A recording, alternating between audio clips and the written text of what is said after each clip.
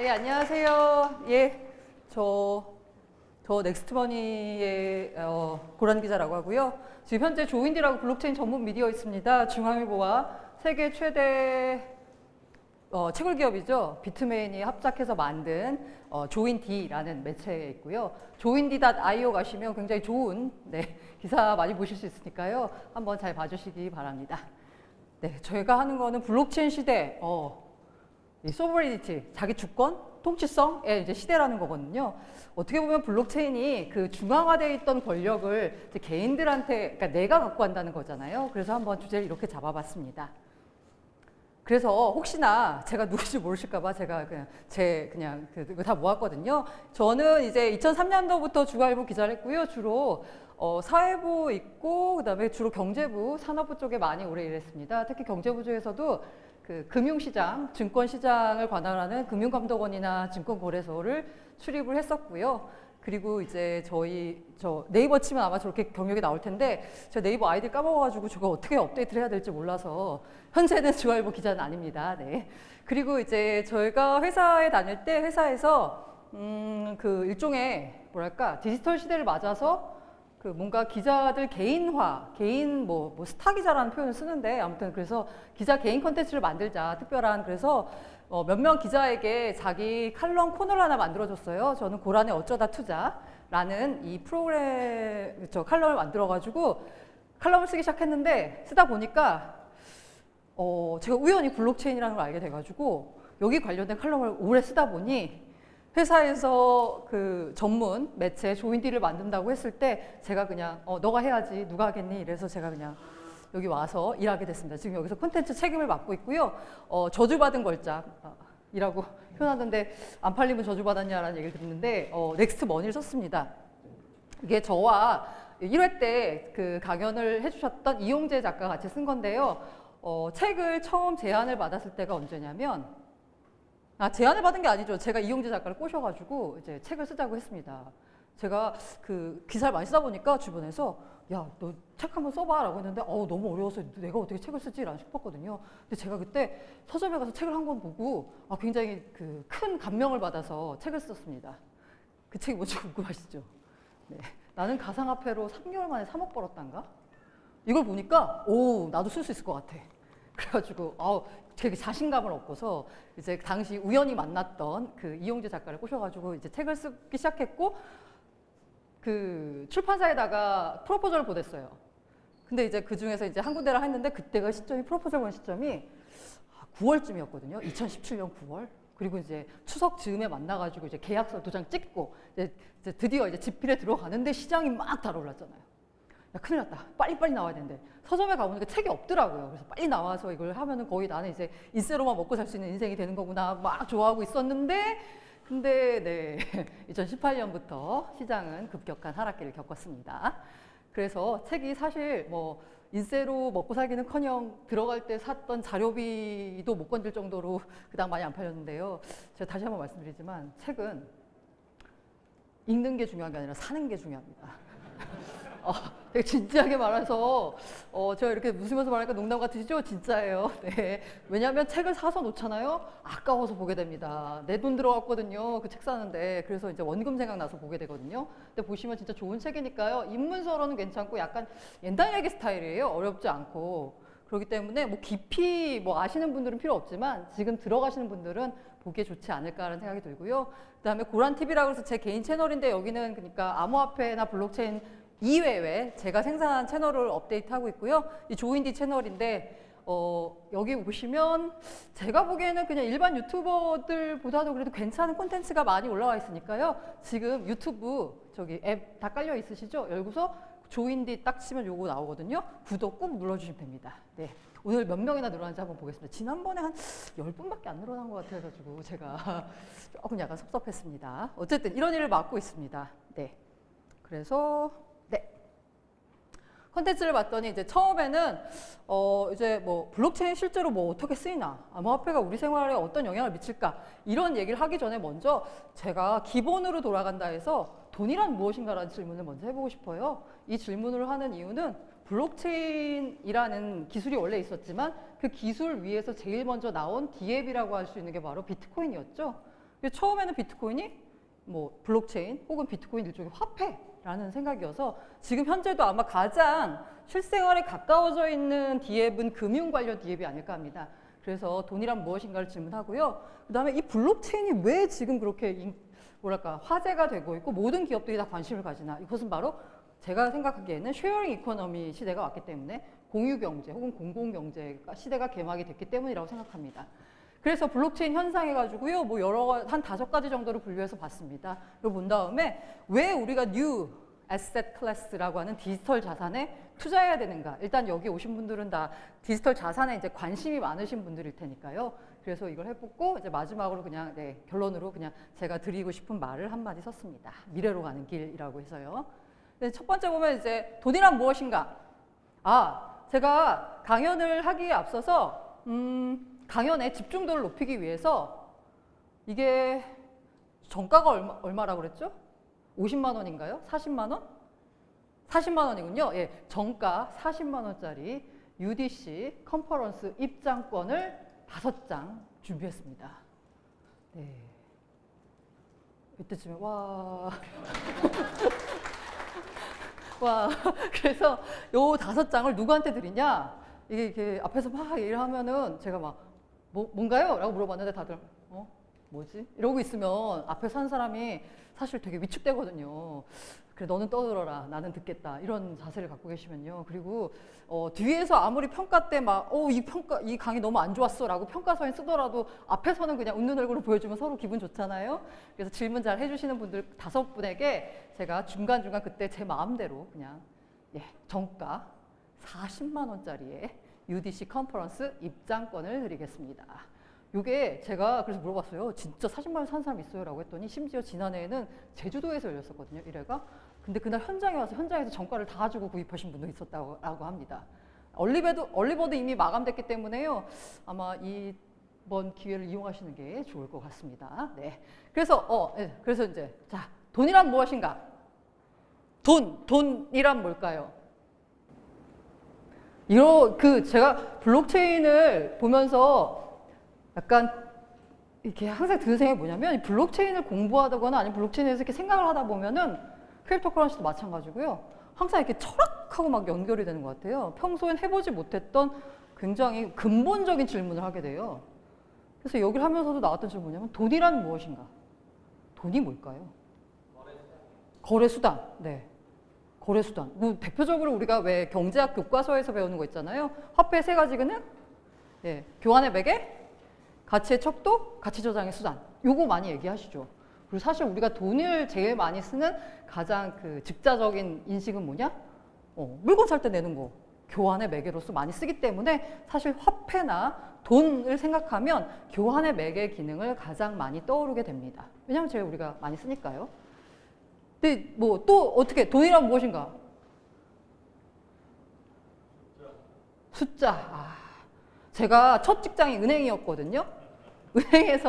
은행에서 이제 대학교 졸업하고 와서 이제 은행 들어갔는데 그냥 다닐 걸 그랬나 봐요, 지금. 네, 아무튼 들어갔는데 그 연수원에 갔더니 거기 이제 그때는 지금쯤으로 치면 부장쯤 되는 직급이, 그때는 직급 인플레이션이 없어서 대리쯤 되시는 분이 인사부 대리인 그러시더라고요. 자, 돈은 말이야, 너네 지금 있지 그 진짜 월급, 돈은 니네 월급 통장에 찍히는 그게 니네 돈이고, 니네가 만지는 그거는 그냥 숫자라고 생각을 해라 라는 말을 했어요. 왜냐하면 너무 큰 돈을 만지다 보니까 자꾸 딴 생각을 하거든요. 네, 갑자기 그 얘기가 떠오르네요. 네. 돈이란 무엇일까? 이게 사실 살면서 돈 많이 벌고 싶고, 사실 우리가 그리고 저는 약간 IMF 세대인데 IMF 이전과 이후로 달라진 것 같아요. 삶의 가치가 굉장히 돈을 많이 벌어야 된다거나 아니면 나는 돈을 벌고 싶어하는 욕망을 얘기하는 게 IMF 전에는 약간 부끄러운 일이었거든요. 그건 약간 좀 우리나라 사회, 양반 사회 문화가 남아있어서인지, 근데 IMF 이후로는 굉장히 돈을 많이 버는 직업에 대해서 굉장히 인정해주고, 나는 돈을 많이 벌고 싶어하는 욕망에 대해서도 굉장히 오픈된 것 같아요. 돈이라는 얘기를 되게 쉽게 하는데도 불구하고 돈이란 걸 생각해 본 적이 없는데, 돈이란 무엇인가에 관련돼서 제가 가장 최근에 들었던 가장 뭐랄까 신박한 정의는 플랫폼이었어요. 플랫폼. 그래서 그 얘기를 했던 사람은 플랫폼이라는 얘기를 하면서 그렇기 때문에 이제 비트코인을 설명하기 위해서 돈은 플랫폼이다라는 걸 왔는데요. 그러니까 비트코인은 플랫폼이다로 연결이 위해서 또 어떻게 보면 이 플랫폼을 설명할 때 돈이라는 이것은 돈이라는 플랫폼은 나의 욕망과 가치와 이 모든 것을 거기 얹어져 있는 거죠. 거기 그 돈에다가. 그래서 이제 플랫폼이라는 표현을 쓰더라고요. 되게 철학적인 질문인데 아무튼 돈이란 무엇인가에 대해서 제가 뭐 이 정도로 보겠습니다. 비트코인 오비추어리라고 있는데요. 구글링 검색하시면 비트코인 오비추어리가 나와요. 이게 뭐냐면 각종 주요 매체에서 비트코인은 죽었다 라고 이렇게 기사가 나오잖아요. 그걸 이제 집계를 한 거예요.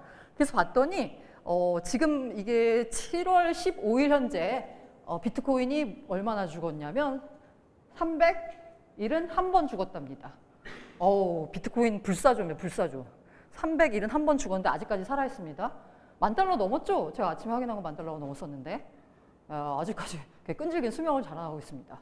언제 처음 죽었다라는 얘기가 나왔냐 봤더니 2010년에 처음으로 죽었다라는 기사가 처음 나왔어요. 그 다음에 가장 마지막에 나온 기사는 2019년 7월 15일에 나온 기사입니다. 자, 근데 이제 언제만이 가장 기사가 나왔냐라고 생각해 봤더니 비트코인은 죽었다. 사실 2018년에 제일 많이 나왔을 것 같아요. 느낌상. 왜? 가격이 폭락했으니까. 근데 봤더니 오히려 상승장 때, 급등했을 때 더 많이 나왔습니다. 급등에 대한 약간 우려감이었는지 버블이라고 확신이 섰었는지 어쨌든 2017년에는 124번 나왔던 반면에 2018년에는 오히려 93번밖에 안 나왔어요. 비트코인 죽었다. 그래서 제가 가장 먼저 나왔던 기사와 가장 최근에 나온 기사를 봤어요. 그랬더니 이게 이제 그때 나왔던 기사거든요. 마지막에 이제 업데이트 됐다고 했는데 Why Bitcoin can't be a currency? 왜 비트코인이 화폐가 될 수 없을까? 라고 했는데 이 당시에 비트코인이 0.23달러였는데 화폐가 될 수 없다라고 했거든요. 네. 그래서 제가 이게 언더그라운드 이코노미스트라는 뭐 여기 이 사이트에 가가지고 이제 요 기사가 이제 링크가 돼 있길래 그 전체 원문을 보시겠어요? 라고 클릭을 딱 눌렀더니 사이트가 없어졌더라고요. 그래서 비트코인을 죽었다라고 쓴 사람이 먼저 죽었더라고요. 네. 죽었다는 얘기는 아니고 아무튼 그 사정이 어려워졌는지 사이트를 유지할 수 없게 됐더라고요. 네. 그 가장 최근에 나오는 CCN 기사인데요. 네. 재무부 장관이 비트코인은 뭐 죽은 거다라고 이제 얘기를 했다는 건데요. 자, 그러면 비트코인은 죽었다라는 얘기를 그렇게 많이 했는데도 불구하고 비트코인 아직도 살아남았습니다. 그러면서 제가 믿으면 돈이 된다라고 하는데 돈이 도대체 왜 돈이야? 라고 생각했을 때 믿으니까 돈이 되는 거예요. 그 대표적인 예가 뭐냐면 2018년 1월 중순이었나? 제가 정확히 날짜는 기억이 안 나네요. 그때 갑자기 2,600, 700 하던 비트코인 가격이 1,400만 원까지 급락한 때가 있었습니다. 한 4시간 만에? 그날 무슨 일이 있었을까요? 네? 크게 대답해 주시면. 그렇죠. 그걸 이제 업계가 아니라 이 컴퓨터에서는 상기의 난이라고 그러죠. 네.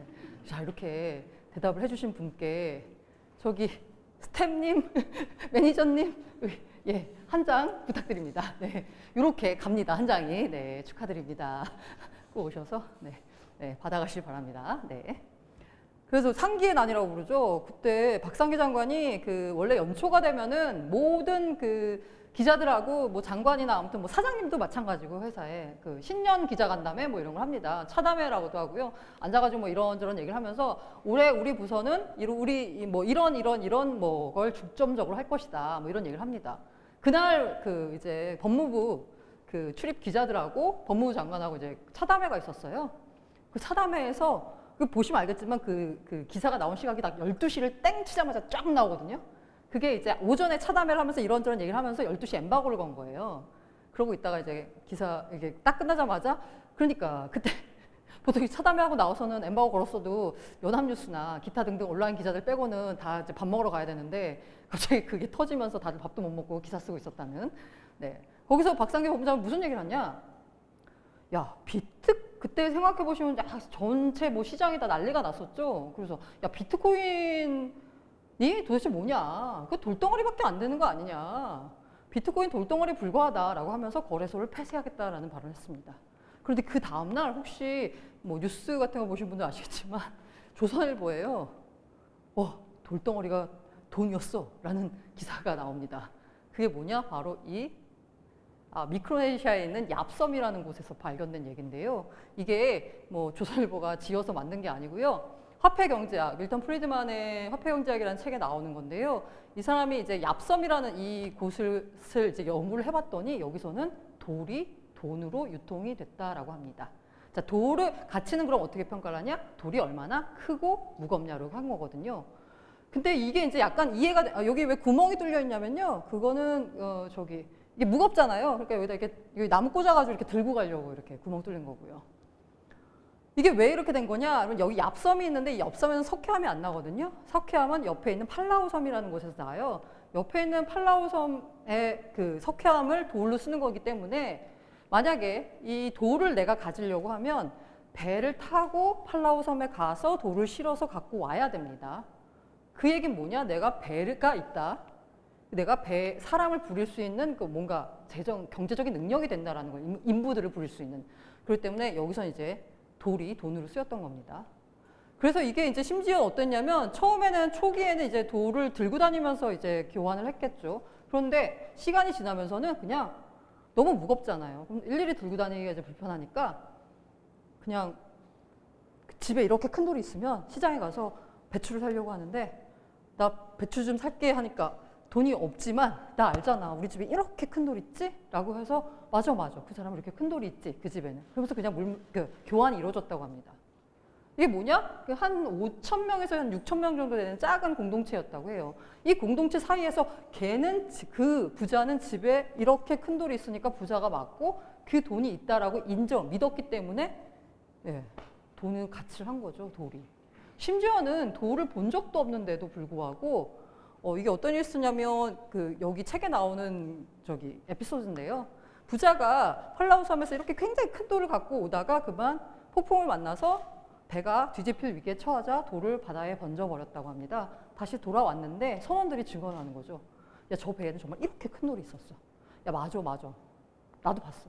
내가 그거 날랐잖아. 이렇게 해서 여러 명의 선원들이 증언하니까 그럼 그 부자의 돌에 이 정도 되는 돌은 바닷속에 있어. 그 돌은 그 사람 거야. 라면서 모두 커뮤니티가 인정을 해줬다고 합니다. 그럼 뭐냐? 돈의 가치는 어디서 나오냐? 그 커뮤니티가 믿으면 되는 겁니다. 우리 원화, 이거 사실 10,000원짜리, 요새 50,000원짜리라고 해야 되나요? 50,000원짜리 지폐, 그 50,000원짜리 지폐가 왜 통용되나요? 그 50,000원짜리 지폐 들고 저기 어디 토고에 있는 어디에 가가지고 내가 코카콜라 하나라도 사 먹으려고 해요. 그러면 그 토고에 있는 사람이 50,000원짜리 받아줄까요? 안 받아줄까요? 안 받아주죠. 혹시라도 달러면 어쩔까 모르겠는데 아무튼 원화는 안 됩니다. 마찬가지로 외국에 있는 짐바브웨 사람이 아니면 또 남아프리카 사람이 와가지고 자기 그 통화를 내밀었어요.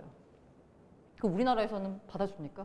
우리나라 슈퍼마켓에서 편의점 가가지고 담배 하나 사려고 하는데 받아줄까요? 안 받아주죠. 그거 가치가 얼마건 간에. 그 가치가 설사 그 나라에서는 이게 50,000원짜리 가치가 있다라고 쳐도 우리나라에서는 5,000원짜리, 500원짜리 못 삽니다. 그러면 이제 그 주인이 얘기하겠죠. 편의점 주인이. 은행 가서 바꿔와. 우리가 다 믿을 수 있는 원화로 바꾸라는 거죠. 하지만 보면은 그냥 종이에다가 프린트된 비용밖에 없는 거거든요. 원가라고 하는 개념을 따지면. 그렇게 믿음에서 나오는 거죠, 돈은. 그래서 보니까 이 돈이 믿음에서 나오다 보니까 그 믿음이 흔들리거나 깨지면 돈의 가치가 없는 겁니다. 이게 바로 짐바브웨인데요. 아이폰 6가 이게 이제 무가베 정권이 무너지면서 경제가 완전 파탄이 났습니다. 아이폰 6가 $700 정도 되는데 이게 짐바브웨 달러로 0이 좀 많네요. 네. 저도 평생 이런 들고 한 요 정도 가면 한 계란 정도 살 수 있을까요? 잘 모르겠습니다. 자, 그럼 이게 뭐 이렇게 후진국 얘기냐? 아니죠. 독일 바이마르 공화국 유명하죠. 하이퍼 인플레이션으로 애들이 지폐 다발을 가지고 벽돌 쌓기 놀이를 하고 있습니다. 그리고 여기 있는 아줌마는 지폐로 가지고 정말로 불을 떼고 있습니다. 이렇게 한번 써보고 싶으신가요? 이거 써보면 이걸 써볼 지경이 되면 경제가 다 망가졌겠죠. 뭐 참고로 우리나라에서도 있었죠. 대표적인 게 뭐예요? 땡전 한 푼 없다. 이게 당백전 너무 많이 찍어내다가 결과적으로 돈의 가치가 없어지니까 땅돈도 없어. 나 한 푼도 없어 할 때 나 땅돈도 없어. 땅돈도 못해. 라고 하다가 땅돈 하다가 땡전이 됐다는 땡전 한 푼 없다. 네. 그래서 그 커뮤니티의 믿음이 깨지면 된다는데 근데 옛날에는 그 커뮤니티의 믿음은 아니고 화폐 발전사를 보면 처음에는 이제 상품화폐였잖아요. 상품화폐의 가치는 굉장히 명확하죠. 쌀, 비단, 면화 다 너무 명확하잖아요. 이 상품화폐가 근데 문제는 너무 무겁고 불편하다는 거예요. 수단으로 쓰기에는. 그러면서 이제 넘어온 게 금속화폐였죠. 금속화폐의 가치는 어떻게 평가했을까요? 해당 화폐가 함유하고 있는 금속의 양으로 평가했습니다. 그러니까 금화가 얼마나 순수한 금이냐에 따라서 이제 그 금화가 평가를 받았던 거고요. 그러면서 이제 지폐로 오면서 이게 문제가 생긴 거죠. 이 가치를 어떻게 평가하지? 했을 때 그 약간 이 중간 단계라고 해야 되나? 그 넘어왔을 때가 뭐냐면 바로 근본이제입니다. 근본이제. 1달러에 35온스에 1온스에 35달러로 고정을 시킨 거죠. 고정을 시켜서 달러는 그 내가 달러를 찍는 건 그 페드 중앙은행에 이만큼의 금을 쌓아놔야만 달러를 찍을 수 있었습니다. 이제 1차 대전 때에 완전히 패권이 파운드에서 달러로 넘어가죠. 그리고 이제 달러가 기축통화 역할을 하면서 그때 뭐 했었냐면 브레튼 우즈 체제 이후에 1온스에 35달러로 고정을 시키고 그만큼만 금을 보유하고 있을 때는 그 달러 가치가 있는 거고요. 만약에 달러를 들고 와서 금 줘 이러면 금을 내줘야 됐습니다. 이게 근본이제죠. 이 근본이제 하에서는 돈을 마구 찍어낼 수 없어요. 중앙은행이라고 해도. 그러면서 이제 미국이 오다가 71년 8월 15일에 닉슨 쇼크가 일어납니다. 우리 광복절인데 저 때는 닉슨 쇼크가 있었네요. 그때 무슨 일이 있었냐면 이 앞서서 60년대에 베트남 전쟁이 있었잖아요. 베트남 전쟁에서 미국이 금방 이길 줄 알았어요. 토킹만 사건 막 조작하고 이래가지고. 근데 문제는 뭐냐면 금방 못 이겼습니다. 오히려 늪이라고 했죠. 막 빨려 들어가면서 너무 많은 적자가 생긴 거예요. 돈을 쏟아부어도 이길 수가 없고 계속 물 빠진 독에 물 붓기 하다 싶으면 밑 빠진 독에 물 붓기 식으로 돈을 채워 넣는데 돈을 채워 넣는 좋은 방법은 뭐예요? 돈을 찍으면 되는 거죠. 근데 돈을 찍을 수가 없어. 왜? 금 있는 만큼만 찍어야 되니까. 그래서 어떻게 했냐? 71년에 닉슨이 배째. 우리 금 없어도 그냥 찍을게 라고 한 거예요. 이거 우리나라 같으면 아니면 미국을 제외한 다른 나라 같으면 이거 이 나라 망합니다. 근데 미국이니까 어떻게 해요? 전 세계 국가들이 다시 모여가지고 미국이 망하면 다 같이 망하자는 거니 그래 그럼 너네 이제 앞으로 마음대로 찍어라 라고 하면서 이제 그때부터 무한대로 달러가 풀리기 시작합니다. 특히 결정적인 계기가 됐던 게 그래프를 보시면 뭐 저기 약간 짙은 색깔이 다 경기 침체 위기를 겪었던 시기거든요. 이렇게 가다가 뭐 좋습니다. 잘 가다가 2008년 거치면서 갑자기 돈을 무한대로 거의 찍어내는 것 같습니다. 그래프가 갑자기 이렇게 올라가죠. 저 정도 찍어내면 국가 경제가 망가져야 되거든요. 위기가 오고 달러 가치 폭락해야 됩니다. 그럼에도 불구하고 달러는 멀쩡하죠. 왜? 기축통화니까. 전 세계 사람들이 고루고루 인플레를 나눠 갖고 있는 겁니다. 미국은 잘 살고요. 그래서 보니까 어쨌든 간에 화폐 얘기를 하면서 보니까요. 화폐가 처음에 1913년에 처음 화폐가 나왔을 때 1달러 가치가 지금으로 치면 뭐 거의 뭐 미미하죠. 지금까지 있었던 법정화폐 775개 가운데 가치를 보존하고 있는 케이스가 하나도 없다라고 합니다. 이러저러한 이유로 폐기가 됐고요. 현존하는 가장 오래된 화폐 역할을 하는 건 바로 금, 2600년. 그리고 법정화폐 역사는 27년밖에 안 된다고 합니다. 평균. 그런데 여기서 보면 절대 망하지 않는 BM이라고 제가 표현했거든요. 아까 제가 말씀드렸죠. 왜? 돈의 가치가 있느냐? 그 가치에 신뢰, 믿음이 있으니까 사실 10,000원짜리, 50,000원짜리 찍으면 원가는 한 1,000원 될까 말까? 뭐 얼마 안 되겠죠. 그러면 그 49,000원 누가 갖고 가는 거예요? 돈을 찍었을 때? 국가가 갖고 가는 거죠, 국가가. 이게 바로 화폐 주조 차이, 시뇨리지라고 부르는 거죠. 그러니까 여기 이런 게 있죠. 야, 유일하게 말이야. 안 망하는 직업이 잘 되는 직업이 뭐야? 프린팅이다, 프린팅. 특히 머니를 프린팅하는 업이다. 인쇄업이라는 얘기, 농담을 이렇게 하는데요. 바로 이게 시뇨리지인데 원래 옛날에 역사를 보면요. 화폐라고 하는 게 되게 여러 가지가 있었어요. 그러니까 이게 뭐 예를 들어서 그 화폐 아까 말한 그 가치, 신뢰, 믿는다. 이건 어떻게 되냐면 예를 들면 메디치 은행이 있고 로스차일드 은행이 있어요. 그러면 메디치 은행의 자본이 얼마나 되고 얘네가 영업하고 있는 영업망이 얼마냐에 따라서 그 화폐 가치 여기선 통용이 되는데 A 국가에선 B에선 통용이 안 되면 A 국가에서만 통용되네? 생태계가 이렇게 작아지는 거예요. 근데 이 로스차일드 은행을 보니까 전 유럽에서 다 통용돼. 그럼 로스차일드의 생태계가 이렇게 커지는 거죠. 그럼 로스차일드가 찍어낸 어음이죠, 어음. 이게 곧 화폐 역할을 하는 거예요. 그렇게 해서 여러 가지 민간 화폐들이 경쟁을 했었는데 이게 국가라는 시스템, 개념이 확립이 되면서 국가가 모든 민간이 찍어낸 화폐는 다 불법을 만들어버리고 법정화폐 딱 하나만 유일한 화폐로 인정을 했습니다. 그러면서 법정화폐가 나오면서 얻는 게 뭐냐? 국가가 갖고 있는 주조 차익인 거죠. 시뇰리지를 다 갖고 가는 거죠. 국가가 절대 망하지 않는 BM이 자 시뇰리지, 법정화폐를 찍어내는 주조 차익인데 이거는 한 국가 안에서만 통합니다. 그럼 글로벌리는 어떻게 되냐? 글로벌리는 뭐 남의 나라인데 그럼 뭐 안 되죠. 하지만 유일한 나라가 어디냐? 기축통화국인 미국이죠. 미국은 시뇰리지를 절 글로벌리 다 행사할 수 있습니다. 경제위기 와서 힘들면 우리는 허리띠 졸라매야 되는데요. 미국은 그냥 돈 찍어내면 되는 거죠. 그래서 시뇰리지를 했는데 이 시뇰리지 문제가 뭐냐면 기축통화의 문제는 트리핀 딜레마라는 거예요. 트리핀 교수가 말했다는 건데요. 자, 기축통화가 되려면 어떻게 해야 돼요? 전 세계 많이 뿌려야 되죠. 많이 찍어야 됩니다. 근데 많이 찍어서 많이 풀리면 어떻게 돼요? 수요와 공급에 의해서 가치가 하락을 하죠. 근데 만약에 가치가 하락한다고 많이 안 찍어. 그래서 전 세계로 많이 안 퍼져나가. 그러면 기축통화가 안 되는 거잖아요. 많이 통용이 돼야 되는데. 이게 트리핀의 딜레마라는 거고요. 이 딜레마를 그럼 미국은 어떻게 극복을 했나? 자, 어쨌든 기축통화 되려면 전 세계 많이 퍼져야 됩니다. 그럼 많이 찍어야 되죠? 가치가 떨어져. 그럼 여기서 가치를 올리는 방법이 뭔가요? 수요를 늘리면 되는 거죠. 수요를 어떻게 늘리냐? 미국이 찾은 게 바로 이 원유죠, 원유. 이거 원유가 지금은 뭐 무슨 뭐 셰일가스니 뭐 여러 가지 해가지고 뭐 그닥 그리고 뭐 여러 가지 뭐 그래도 중요하지만 그래도 옛날만큼 중요하지 않은데 옛날에 정말 중요한 거였죠. 그러니까요, 페트로달러 시스템을 만들어냅니다. 그러면서 이제 중동 정치에 개입을 하게 되는 거죠. 이 달러, 원유 결제의 유일한 통화는 다 달러로 바꿔버리는 겁니다. 한 번도 궁금해 보신 적이 없을 텐데 왜 중동 두바이산 무슨 중유인가? 아무튼 두바이유 있잖아요. 이거 결제를 왜 달러로 해요? 옆에 있는 나라 뭐 저 유로로 하면 안 되나요? 아니면 두바이가 그 나라의 화폐로 하면 안 되나요? 아니 달러로 하고 있죠. 국회산 브렌트유 왜 파운드로 안 하나요? 유로로 안 하나요? 달러로 합니다. 왜? 미국이 원유 시스템을 다 장악했기 때문에요. 그래서 여기서 보시면요, 페트로달러 시스템 뭐냐? 포린 커런시 외화가 있죠. 이거를 달러로 바꿔야 됩니다. 왜? 기름 사려고.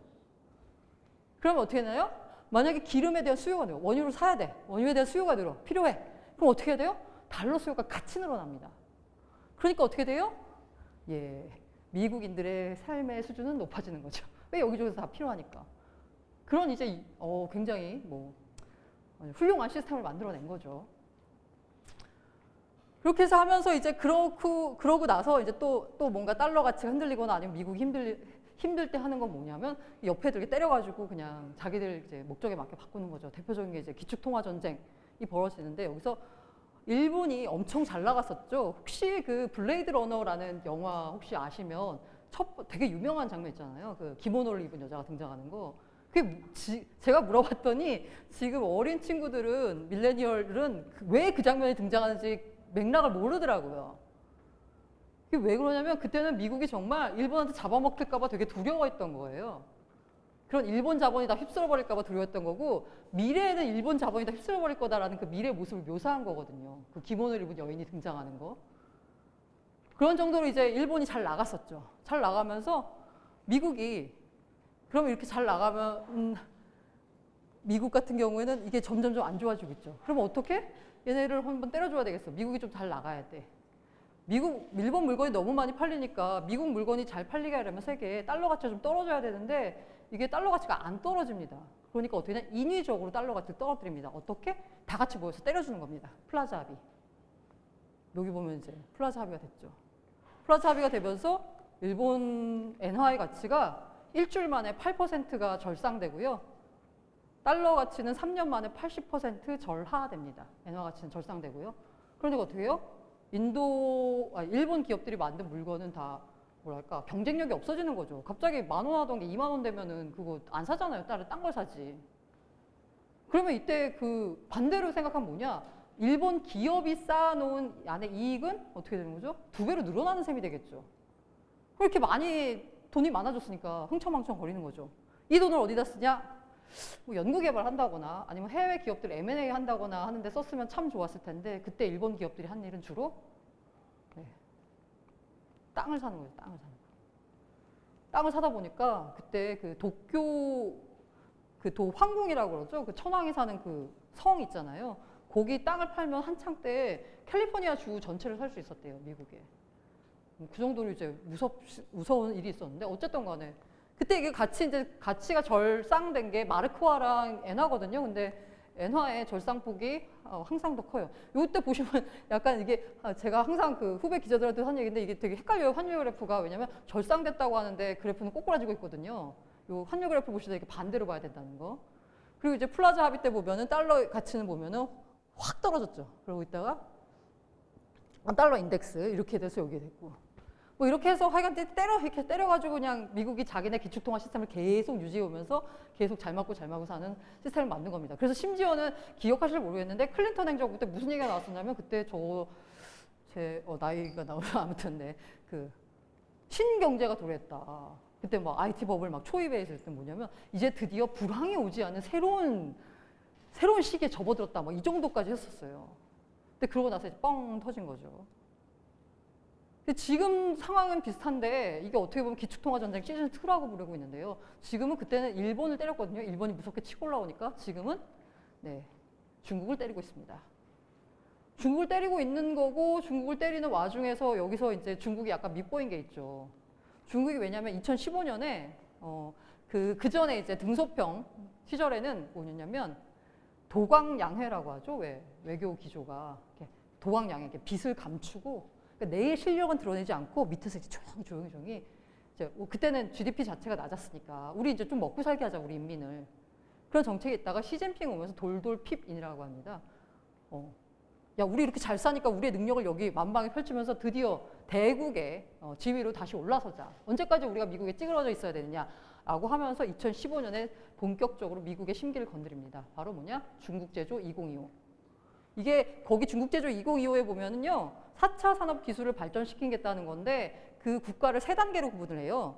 첫 단계에는 한국, 프랑스, 영국 정도가 있고요. 두 번째 단계에는 독일, 일본이 있습니다. 마지막 단계 미국이 있어요. 그래서 2049년까지 미국을 꺾고 세계 최강국이 되겠다는 그 플랜이 있어요. 국가 개조 플랜이죠. 미국이 보기에 열받죠. 아니 어디다 대고. 그리고 결정적으로 또 얘네가 뭐가 있냐면 기억하실지 모르겠는데 2010년대에 들어와가지고 이게 이제 중국이 약간 뭐랄까 자신감을 얻은 게 뭐냐면요. 2008년 금융위기예요. 그 이전에는 G2라는 말 별로 못 들어보셨을 겁니다. 근데 갑자기 2008년 글로벌 금융위기 이후에 G2라는 말을 듣게 되는데 뭐냐? 중국이 약간 자신감을 얻었죠. 미국 별거 아니네? 얘네 결국 이러다가 이게 금융위기의 진원지에다 망하네? 라는 생각을 했던 거죠. 그럼 뭐냐? 해볼만 하다? 그러면서 얘네가 기축통화 지위를 한번 갖고 오려고 합니다. 왜? 화폐를 잡아야지. 최강국이 되니까. 그러면서 나온 게 뭐냐면 페트로 위안화를 시도하는 거예요. 이때 보시면 굉장히 아프리카나 중동이나 아무튼 그 1대1로 이래가지고 이쪽에다가 굉장히 많은 투자를 합니다. 중국들이 자본을 쏟아붓고요. 왜? 자기 편 만들려고. 그러면서 원유 결제를 달러로 하자. 달러가 아닌 위안화로 하자라고 이제 슬슬 꼬시죠.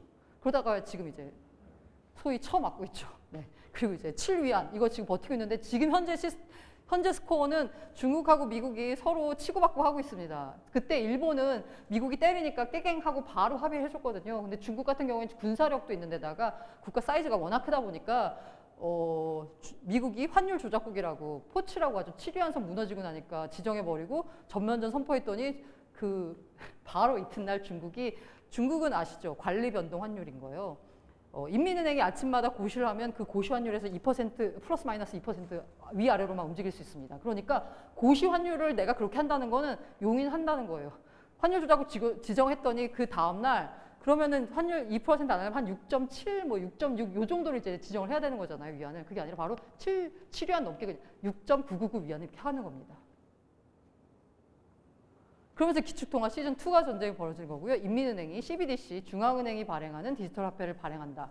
이 부분에 대해서는 한번 관심을 가져보시기 바랍니다. 그리고 이제 쉐어링 이코노미 시대의 개막인데요. 쉐어링 이코노미, 자본주의 이렇게. 자, 제가 쉐어링 이코노미를 쓴 이유는 공유경제, 공용경제. 공유라는 말을 쓰니까 마치 공짜로 쓰는 것 같아가지고 항상 마음에 걸리더라고요. 그렇다고 제가 공용경제라고 썼더니 공유경제에 대해서 연구를 하신 박사님께서 공유경제가 맞다면서 한방 쳐맞아가지고 제가 그냥 쉐어링 이코노미를 쓰기로 했습니다. 뭔가 공유라고 해서요, 절대 공짜가 아니다. 초기에는 굉장히 오해가 많았었는데 그래도 지금은 많이 좀 오해가 좀 이렇게 없어진 것 같아요. 이거 봤더니 뭐냐면요, 에셋이나 서비스를 쉐어하는 거예요. 누구 사이에서? 개인들 사이에서. 여기 있어요. free or a free, a fee. 그러니까 돈, 공짜 혹은 돈 내고. 네. 그리고 뭐냐? 인터넷을 통해서라는 거거든요. 그래서 쉐어링 레볼루션, 공유가 어떻게 발전했냐라고 봤더니 처음에는 그냥 인포메이션을 그냥 서로 주고받는 거였어요. 그러고 있다가 사람이 연결이 되죠. 이게 인터넷이었다면 두 번째는 약간 SNS? 약간 그런 느낌인 거죠. 그다음 어떻게 돼요? 사상과 미디어가 데일리로 해서 이제 쉐어가 되는 거죠. 유튜브 같은 이제 느낌인 거죠. 맨 마지막이 제일 중요해요. 뭐냐면 쉐어 에셋이거든요. 자산을 공유한다는 건데 자산을 공유할 때 문제가 있어요. 이게 어떻게 보면 블록체인, 비트코인 나온 것과도 비슷한데 가치는 우리가 매일매일 이렇게 인터넷 나오면서부터 매일매일 즉시적으로 전달할 수 있잖아요. 그런데 가치는 왜 전달을 못하지? 2017년 말에 리플 CEO가 와가지고 한 되게 재밌는 질문이 있는데요. 내가 여기서 샌프란시스코로 1,000만 원을 보내려고 한다. 가장 빠른 방법은 무엇일까? 무엇일까요? 현존하는? 네? 아, 네. 환치기. 이런 불법 말고요. 네. 합법적인 방법으로. 네. 지금 규제 시스템 안에 있는 가장 합법적인 방법을 통한 가장 돈을 빨리 보내는 방법. 자, 여기 한 장 걸렸습니다. 40만 원. 정가 40만 원짜리. 네? 스위프트? 네, 스위프트. 네. 텔렉스 무슨 말? 스위프트요? 네. 스위프트 하면 한 이틀, 3일 만에 가나? 아무튼 그럴 거예요. 네. 들고 어떻게. 네. 여기 네. 네. 그분이 리플 CEO가 이런 말이에요. 지금 당장 인천공항으로 달려가서 샌프란시스코행 가장 빠른 비행기를 끊어라. 라고 하더라고요. 그러면 하루 걸리거든요. 스위프트 2, 3일 걸려요. 제가 은행에서 일했다고 했을 때 그 은행이 선능역에 있었던 은행이었는데요. 그때 지금도 그러나? 조선족 아줌마들이 그렇게 많았어요. 식당에서 일하시는 분들이. 그분들이 오면은 맨날 99만 원을 보내요. 자기 집으로.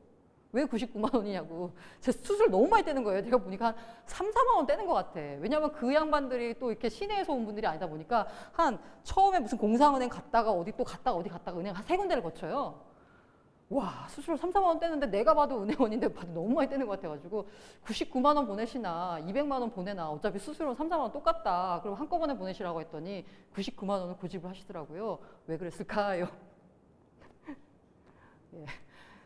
아니 100만 원 넘어가면 한국은행에 이렇게 쌓입니다. 기록이. 송금 기록이 쌓여서요. 그게 이제 연간 얼마고요. 1회 얼마거든요. 그게 얼마 초과하면 이게 쌓이기 때문에 그분들은 이제 불법 10분이니까 딱 그렇게만 보내셨더라고요. 근데 은행이 도둑놈들 있지. 아니 그거 99만 원 보내는데 3, 4만 원을 떼고 있으니. 정말 수수료도 많이 걸리고 게다가 들어가는데 한 15일 걸려요. 거의 시골까지 들어가는데. 그나마 샌프란시스코는 뭐라 그래야 되나 도시니까 미국이니까 괜찮은데 중국 같은 경우 대책 없습니다. 나이지리아 같은 데서는 100만 원 보내면 한 최종 소비자 최종 수령자에게 30만 원 들어가면 잘 들어가는 거라고 합니다. 중간에서 이리저리 다 뜯기고 해가지고요. 네, 아무튼 그래서 가치는 왜 안 돼? 이런 질문을 하게 되는 거죠. 그 쉐어링 이코노미가 하면서 이 가치를 과연 우리가 이렇게 인터넷으로 전송을 하는 것에 대해 고민을 하게 됐어요. 그럼 쉐어링 이코노미가 얼마나 커지느냐를 봤더니 어떻게 되느냐? 2014년에는 5%였거든요. 2025년에는 반반이라고 합니다. 자, 이게 PwC 자료고요. 그래서 주식회사, 자본주의 꽃인데 주식회사 시작이 오죠. 네덜란드 동인도 회사죠. 튤립 버블 당시, 튤립 버블이 정점에 이르렀었던 1637년 당시에 이 동인도 회사 가치가 7.9조 달러거든요. 지금 현재 가치 환산하면 이게 어느 정도야 되면은 여기 있는 20개 회사를 다 합친 거와 마찬가지예요. 버블 어마어마했었습니다.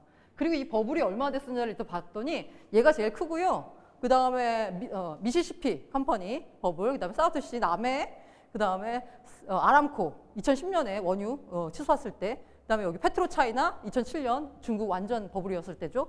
이때의 가치를 비교해 보면 뭐 어마어마한, 지금 버블은 뭐 버블도 아닌 거예요. 이때 버블이 이제 엄청 났었던 거죠. 왜? 주식회사라는 게 처음 생겨가지고 이렇게 처음에 버블을 만들었던 거거든요. 주식회사를 통해서 자본주의의 꽃이 피웠습니다. 지금도 주식회사가 진행되고 있습니다. 한 500년 지났나? 500년 가까이 지났는데도 불구하고. 그런데 주식회사의 주인은 누군가요? 주주죠, 주주. 그러면 주주가 회사 가치를 만든 사람 맞나요? 옛날엔 맞았죠. 옛날에는 진짜 라인 깔고 공장 짓고 해가지고 거기서 뭔가 생산해야 되고 원료 사오고 다 뭐가 들어가? 돈이 필요해, 돈이. 돈 있는 사람이 최고.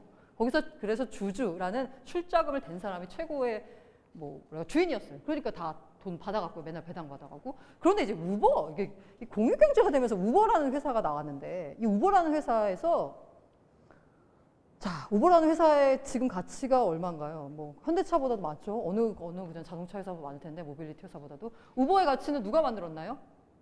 우버 실리콘밸리 시절 한 10명 모여서 저기 어디 창고에서 시작할 때 거기 투자했던 그 실리콘밸리 VC들이 만든 건가요? 우버의 가치는? 그렇죠. 운전자가 만든 거죠. 왜 우버 사람들 써요? 그 수많은 운전자가 있으니까 내가 편하니까.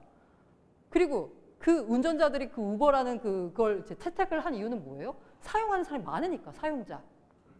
그런데요, 미신이라는 거예요. 우버가 새로운 공용경제를 대표하고 있지. 그러면서 이제 그 드라이버들이 착각한다는 거죠. 우와, 모든 이익은 다 나한테로 와.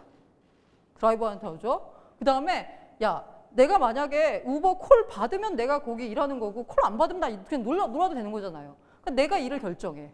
그리고 우리 지역사회에서 모든 게 이루어져. 그러니까 역시 우버의 주인은 나야 라고 생각하는데, 봤더니 우버라는 회사의 존재가 어떤 회사냐. 네, 400억 달러. 그냥 거대 기업인 거예요. 그리고 2016년에 100억 달러 정도의 그 라이드, 운송을 통해서 100억 달러 정도 매출 올렸는데, 그 중에서 어떻게 됐냐? 20억 달러가 누구한테 갔어요? 5분의 1이? 초기에 투자했던 실리콘밸리 투자자들한테 간 거예요. 이게 그럼 회사 주인이 나예요? 드라이버예요? 전혀 아니죠. 이게 왜? 주식회사 시스템이니까 그런 거예요. 세상이 바뀌었는데 공용경제, 공유경제로. 그런데 회사 시스템 영역이 주식회사라는 거죠. 그래서 바로 제가 블록체인을 통해서 21세기 협동조합이 부활하는 거 아니냐라는 생각을 하는 겁니다. 자, 시간과 자산이 있는 사람이 있어요. 네트워크 통해서.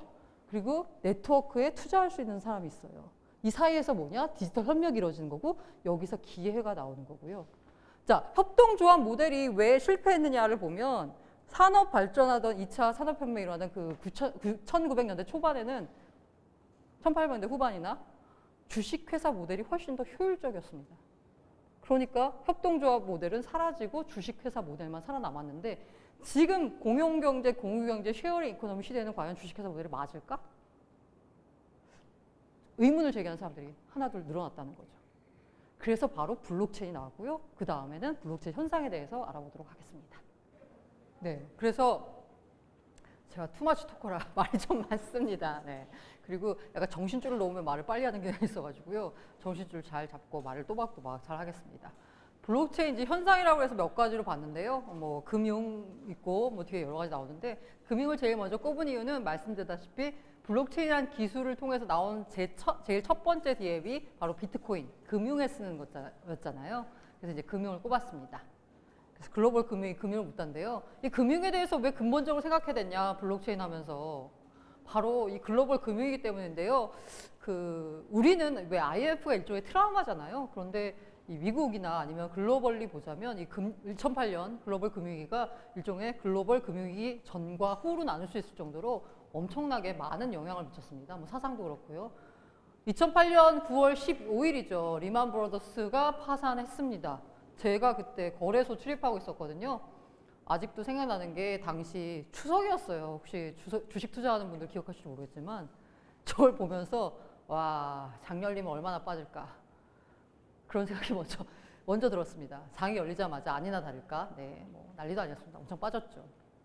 그래서 제가 1조 우연히 하다 보니까 너무 증권 출입을 오래 하다 보니까 우리 주식시장이 만개했던 펀드를 통해서 2천을 찍던 그 시절, 환호하던 그 시절과 2008년 글로벌 금융위기로 다시는 볼 수 없었던 코스피 세 자릿수를 보는 그걸 다 목격을 했습니다.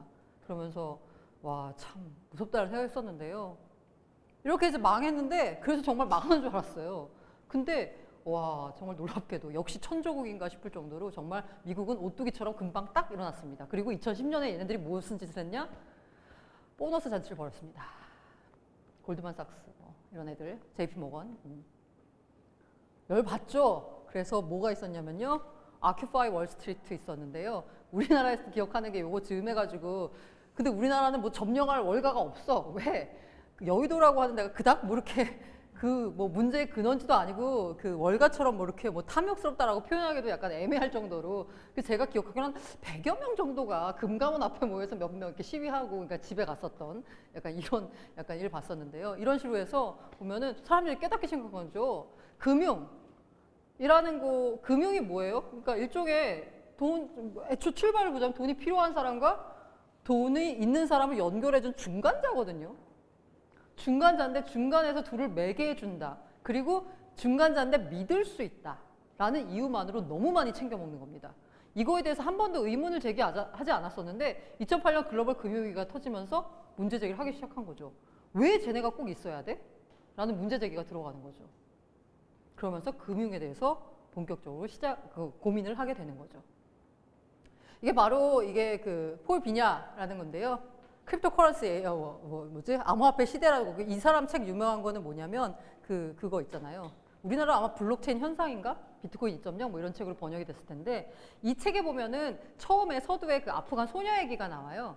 소녀가 뭐냐? 이 아프간 소녀가 이제 영화 사이트에다가 영화 리뷰를 쓰면은 이제 원고료를 주거든요. 그런데 이 아프간 소녀한테 원고를 주려고 했더니 문제가 있는 거예요. 왜? 이 아프간 소녀가 계좌가 없어요. 왜 계좌가 없냐? 이슬람 국가에서는 여자는 계좌가 없습니다. 왜? 여성은 경제권을 가질 수 없기 때문에. 뭐 여성은 하나의 이제 뭐 동등한 인격체로 인간으로 인정을 안 하는 거죠. 그러다 보니까 여기서 고민합니다. 이거 어떻게 줘야 되지? 만약에 이거를 오빠나 아빠 계좌로 보내면 얘가 쓴 돈은 얘 게 아니죠? 아빠나 오빠께 되는 거잖아요. 고민하다가 주는 방법이 뭐냐? 핸드폰은 있어요. 계좌는 없는데. 그래서 핸드폰으로 비트코인을 보내줍니다. 자, 중간에 있는 은행이라는 믿을 수 있는 제3자를 없애고 P2P로 거래를 할 수 있는 방법이 생긴 거죠. 그리고 그 사이에서 아까 제가 말했죠. 100만 원 보내는데 99만 원 보내는데 3, 4만 원 수수료 떼가는 이런 존재가 없어졌는데도 불구하고 가치의 전송이 가능했던 겁니다. 이 양반은 누구냐? 로야 마부비라는 분인데요. 시타델 CEO입니다. 이분이 아프간 소년들에게 비트코인과 블록체인 강의 교육 과정을 만들어가지고 교육을 시키고 있습니다. 왜? 이것이 바로 아프간에 있는 여성들이 경제권을, 금융 주권을 회복할 수 있는 방법이기 때문에요. 그러면서 나온 게 대표적으로 이제 언뱅크드 뱅크라고 했는데요. 이게 사실 그때 안토노폴로스가 디코노미라는 행사에 와서 한 얘기가 중에 하나가 뭐냐면, 한국이라는 나라도 굉장히 신기하다. 이렇게 금융이 발달된 나라에서 왜 비트코인을 쓰는지 모르겠다라는 얘기를 한 거예요. 사실 우리 같은 나라에서는 비트코인 필요 없습니다. 그리고 중간에서 떼먹는 은행들이요, 뭐 많이 떼먹는다고 하지만 사실 우리 뭐 계좌 수수료도 안 받잖아요. 계좌 유지 수수료. 미국이나 아니면 해외 사신 분들 아시겠지만 미국이나 해외에서는 계좌를 내가 여기 만들었다는 이유만으로 매달 얼마씩 떼갑니다. 그래서 금액이 얼마 없으면요, 어느 순간 보면은 계좌에 바닥이 나 있어요. 그러면서 은행에서 독촉장이 옵니다. 수수료 내라고. 이런 황당한 일이 벌어지죠. 우리는 뭐 계좌 엄청 많이 만들죠. 다만 우리도 최근에 언제부터였나? 2017년인가 6년부터 여기 대포통장 금지 캠페인 때문에 계좌 만들기가 조금 까다로워졌습니다. 그래서 아마 여러분도 업비트 계좌 못 만들고 계실 거예요. 네. 기업은행. 아무튼 여기서 언뱅크드 뱅크인데, 여기는 이제 나이지리아인데요. 여기서는 엠페사라는 일종의 우리로 치면 토스쯤 되나? 이런 소액송금 업체인데, 여기서는 이 엠페사를 이용한 소액송금 비율이 70%에 달한다고 합니다. 자, 나이지리아에서는 핸드폰을 가진 사람이 더 많을까요? 은행 계좌를 가진 사람이 더 많을까요? 핸드폰을 가진 사람이 더 많아요. 그러다 보니까 이 엠페사라는 게 뭐냐면, 이 보다폰이라는 회사가 대주주라고 있는 여기 회사에서 만드는 일종의 그러니까 문자예요. 그러니까 문자로 내가 이제 보냅니다. A한테 야 내가 10,000원 송금했어라고 보내면서 그 보낸 사람 10,000원을 이 엠페사 그 가치로 엠페사라는 그 포인트라고 해야 되나요? 여기로 전화하는 겁니다. 그러니까 돈은 이제 보다폰으로 들어가는 거죠. 그리고 받는 사람은 그 문자 메시지를 받습니다. 받으면 그 문자 메시지 이제 받는 사람만 해독할 수 있는 이제 암호가 있겠죠. 그 암호를 풀어가지고 여기 엠페사 여기 대리점인데 이건 대리점이라고 하기도 그렇고 그냥 뭐랄까 우리 치면 매점 있잖아요. 거기 뭐 음료수 팔고 이런 데 있잖아요. 이런 매점이 엄청 많은 거예요. 은행 지점보다 이런 매점 엄청 많을 테니까 거기 가가지고 내 그 비밀번호랑 메시지를 이렇게 보여주면은 여기서 돈을 지급을 합니다. 이런 식으로 이루어지는 거예요. 여기서 엠페사라는 요 돈, 이 나이지리아 통화보다 이 엠페사가 소액 송금에 더 많이 이용된다고 합니다. 근데 엠페사는 이게 뭐 엠페사라는 여기서 이용되는 요 돈, 이 포인트, 이거 뭘 믿고 사람들이 쓰는 건가요? 보다폰 믿고 쓰는 거예요, 보다폰. 보다폰이 지급 보증을 해주기 때문에. 예. 그래서 사용하는 거거든요. 여기서 일종의 뭐라고 해야 되나, 이 금융회사가 아니라 어떻게 신뢰할 수 있는 아니면 지급 보증을 해준 누군가에 대해서 포인트를 쓰는 건데 앞서 말씀드린 여기는 여기에 중간에 이제 보다폰이라는 기업이 끼어 있긴 하죠. 하지만 어쨌든 간에 뭔가 가치를 뭐라고 해야 되나? 인터넷이라고 해야 되나? 인터넷을 통해서 전송할 수 있는 시스템이 마련이 된 거죠. 이 언뱅크드 뱅크라는 요 말 어디서 많이 들어본 것 같지 않으세요? 바로 이 리브라에 나온 말이에요. 아니, 페이스북이 리브라 만들면서 무슨 지네들이 무슨 뭐라고 표현해야 되나? 무슨 자선 사업하겠다고 하면서 언제부터 그렇게 자기들이 금융 소외계층 걱정했다고. 이렇게. 우리는 이렇게 금융의 혜택을 못 받는 소외계층을 위해서 이 리브라를 만든 거야. 이렇게 이제 약을 팔죠. 예, 약을 파는데 이걸 이제 다 뜯어보면 뭐였냐면 그러면서 새로운 디센트럴라이즈 블록체인이고 탈중앙화된 블록체인이고 아주 변동성이 적고 스마트 컨트랙트 플랫폼이다. 그래서 어떻게 되냐? 파이낸셜 서비스 이노베이션을 한다라고 하는데요. 이게 디센트럴라이즈 됐느냐라고 해가지고 그 리브라 어소시에이션 있잖아요. 리브라의 소위 말해서 노드를 돌리는 이 어소시에이션에 보면은 왜 100개가 들어간다고 했잖아요. 뭐 비자 들어가 있고 마스터카드 들어가 있고 여러 가지 들어가 있는데 여기 지배구조를 요약한 거 보면은 맨 밑에 카운실이 있어요. 이 카운실이 뭐냐? 말씀드린 그 100개. 지금 한 30 몇 개 발표됐나? 29개인가? 뭐 발표됐는데 거기 카운실이 있고요. 이 카운실을 100명이 모아가지고 뭐 다 의사결정하기 힘들잖아요. 보드 멤버가 있습니다. 더 작아지는 거죠. 그 다음에 보드 멤버는 뭐 이사회 정도라고 해야 되나? 그 다음에 이규젝 팀, 이제 임원들이 있는 거죠. 메인 위에 누가 있냐? 매니징 디렉터. CEO가 있는 거예요. 이게 무슨 탈중앙화야. 그냥 옛날 그 시스템하고 똑같은 거죠. 결국은 그냥 그 페이스북이 하고 싶은 리브라를 통해서 하고 싶은 뭐냐면 페이스북이 갖고 있는 소프트웨어를 통해서 범 페이스북으로 페이스북, 인스타, 왓츠앱 합치면 23억 명 정도 된다고 하잖아요. 누군 뭐 25억 명도 된다고 하는데 그러면 저도 그 중에 한 명인 테고 그러면 그 사람들은 페이스북 쉽게 말해서 25억 명의 계좌를 확보한 소매 금융 업체가 될 수 있는 겁니다. 리브라를 활용해서요. 돈을 어떻게 버느냐? 당장 그냥 아무것도 안 하고요. 그냥 이 계좌만 만들어가지고 리브라만 통용시켜도 돼요. 자, 리브라가 아까 그 법정화폐에 뭐 패깅된다 뭐 이런 말씀 드려보셨잖아요. 근데 그 바스켓 아세는 통화 바스켓 아세는 뭐가 들어갈지 몰라요. 그런데 이제 마커스라는 그 리브라 담당이 와가지고 한 말이 뭐냐면 달러가 50% 절반 이상 들어갈 것이다. 그 통화 바스켓 안에는. 다시 말하면 뭐냐? 제가 보기에는 지금 뭐 리브라가 되네 마네 이러고 지금 뭐 미국 뭐 행정부랑 아니면 미국 의회랑 막 싸우고 있지만 결과적으로 리브라는 절대 달러 패권을 위협하지 않습니다. 민간이 발행하는 통화가 아니라 리브라를 1리브라 발행하려면 50%라고 치죠. 달러가 0.5달러가 발행이 돼야 되는 거예요. 그러니까 리브라는 지금 말하면 달러가 파고들지 못했던 제3세계 국가들한테까지 파고들 수 있는 통로를 만들어주는 거예요. 오히려 달러 패권을 강화하는 거죠. 그럼 얘는 돈을 어떻게 버느냐? 말을 들어서 내가 나이지리아에 있는데 나이지리아에 있는 자국 화폐가 별로 약간 좀 못 믿겠어. 그럼 어떻게 해요? 리브라를 삽니다. 그 리브라를 사서 어떻게 해요? 페이스북에 그냥 잔고에는 이렇게 넣어두는 거예요. 그럼 넣어두었다가 자기 필요할 때 쓰겠죠. 근데 페이스북 입장에서는 23억 개의 계좌에 잔액이 1달러만 있어도 그게 얼마예요? 23억 달러가 되는 거예요. 우리로 치면 한 2조 5천억 정도 갑자기 그냥 잔액을 확보하고 있는 거예요. 리저브라고 표현해야 되나? 그러니까. 이거 가지고 뭐 대출하지 뭘 하지 할 수 있겠죠. 어쨌든 이걸 이제 하겠다는 거고. 요거는 이제 금융은 아닌데 비슷한 애들로 이제 우리나라에서는 카카오를 많이 얘기하잖아요. 그래서 제가 카카오 클레이튼을 과연 뭐 하나라고 봤더니 얘네는 금융하겠다는 애들은 아니에요. 보면 이제 플랫폼을 하겠다는 거더라고요. 이렇게 보시면은 뭐냐면 클레이튼이 풀려고 하는 문제가 뭐냐라고 봤더니 야 블록체인 되게 좋은데 이거 너무 힘들다 비즈니스 하기에는. 그래서 우리가 블록체인 플랫폼을 아주 비즈니스 프렌들리하게 제공을 하겠다. 그 위해서 니네 하고 싶은 거 다 해. 이거거든요. 그래서 지금 카카오가 꾸는 꿈하고 페이스북이 하겠다는 리브라하고 조금 방향이 다릅니다. 혹시나 카카오가 여기다 대부로 해서 카카오뱅크 같은 뭐 그런 거 얹어가지고 자기들이 할 수는 있겠죠. 하지만 지금 현재 클레이튼의 포지션은 뭐냐? 플랫폼. 너네들이 사업하기 좋은 굉장히 좋은 플랫폼을 만들어줄 테니까 여기 들어와 라는 거죠.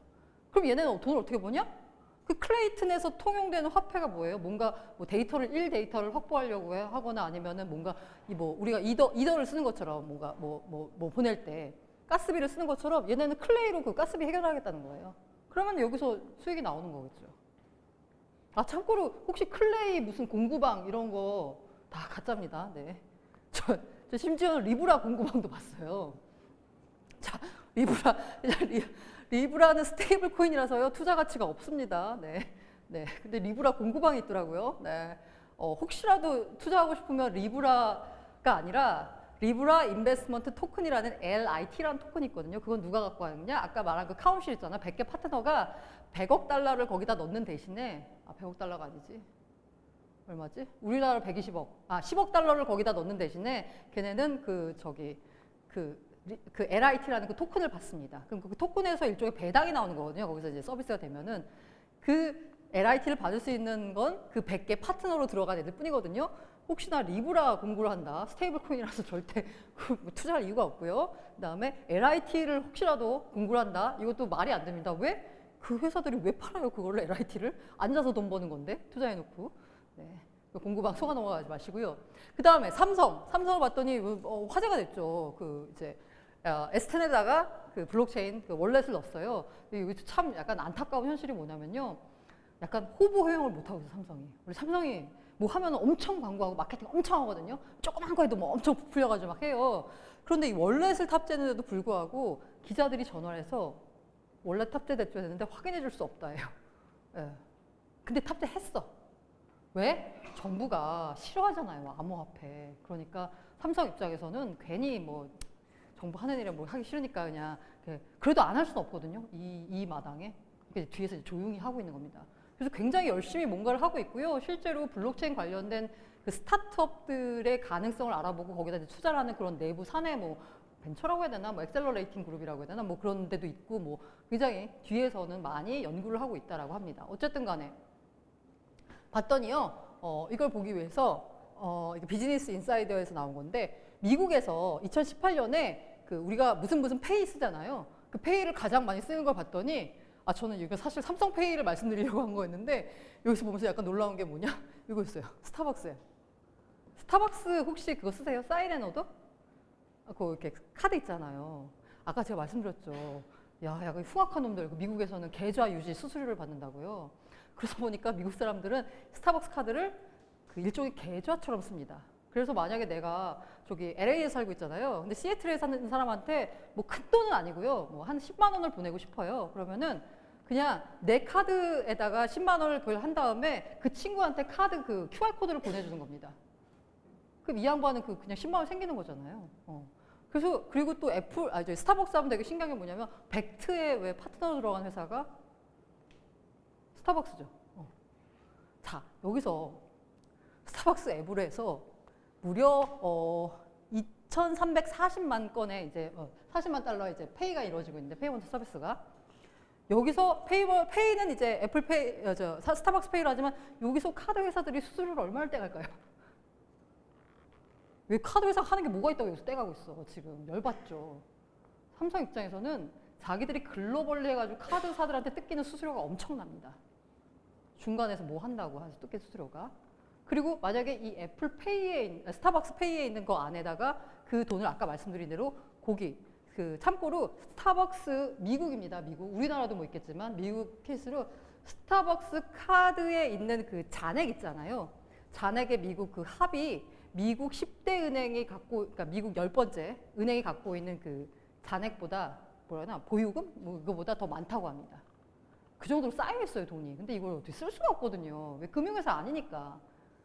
근데 스타벅스의 가장 큰 장점은 뭐예요?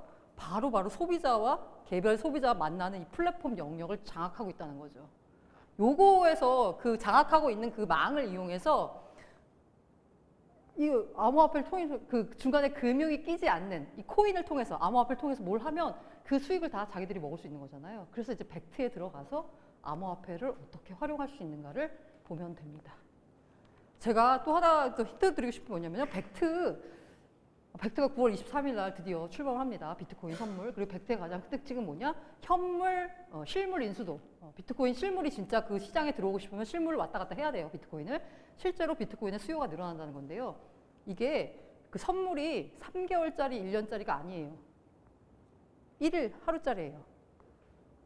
그럼 스타벅스가, 죄송합니다. 제가 자꾸 애플 나와서. 스타벅스가 베트 파트너로 들어와서 그럼 도대체 쟤는 뭘 하고 싶어 하는 건가 하잖아요. 비트코인의 결제 수단으로서의 가장 큰 문제점이 뭔가요?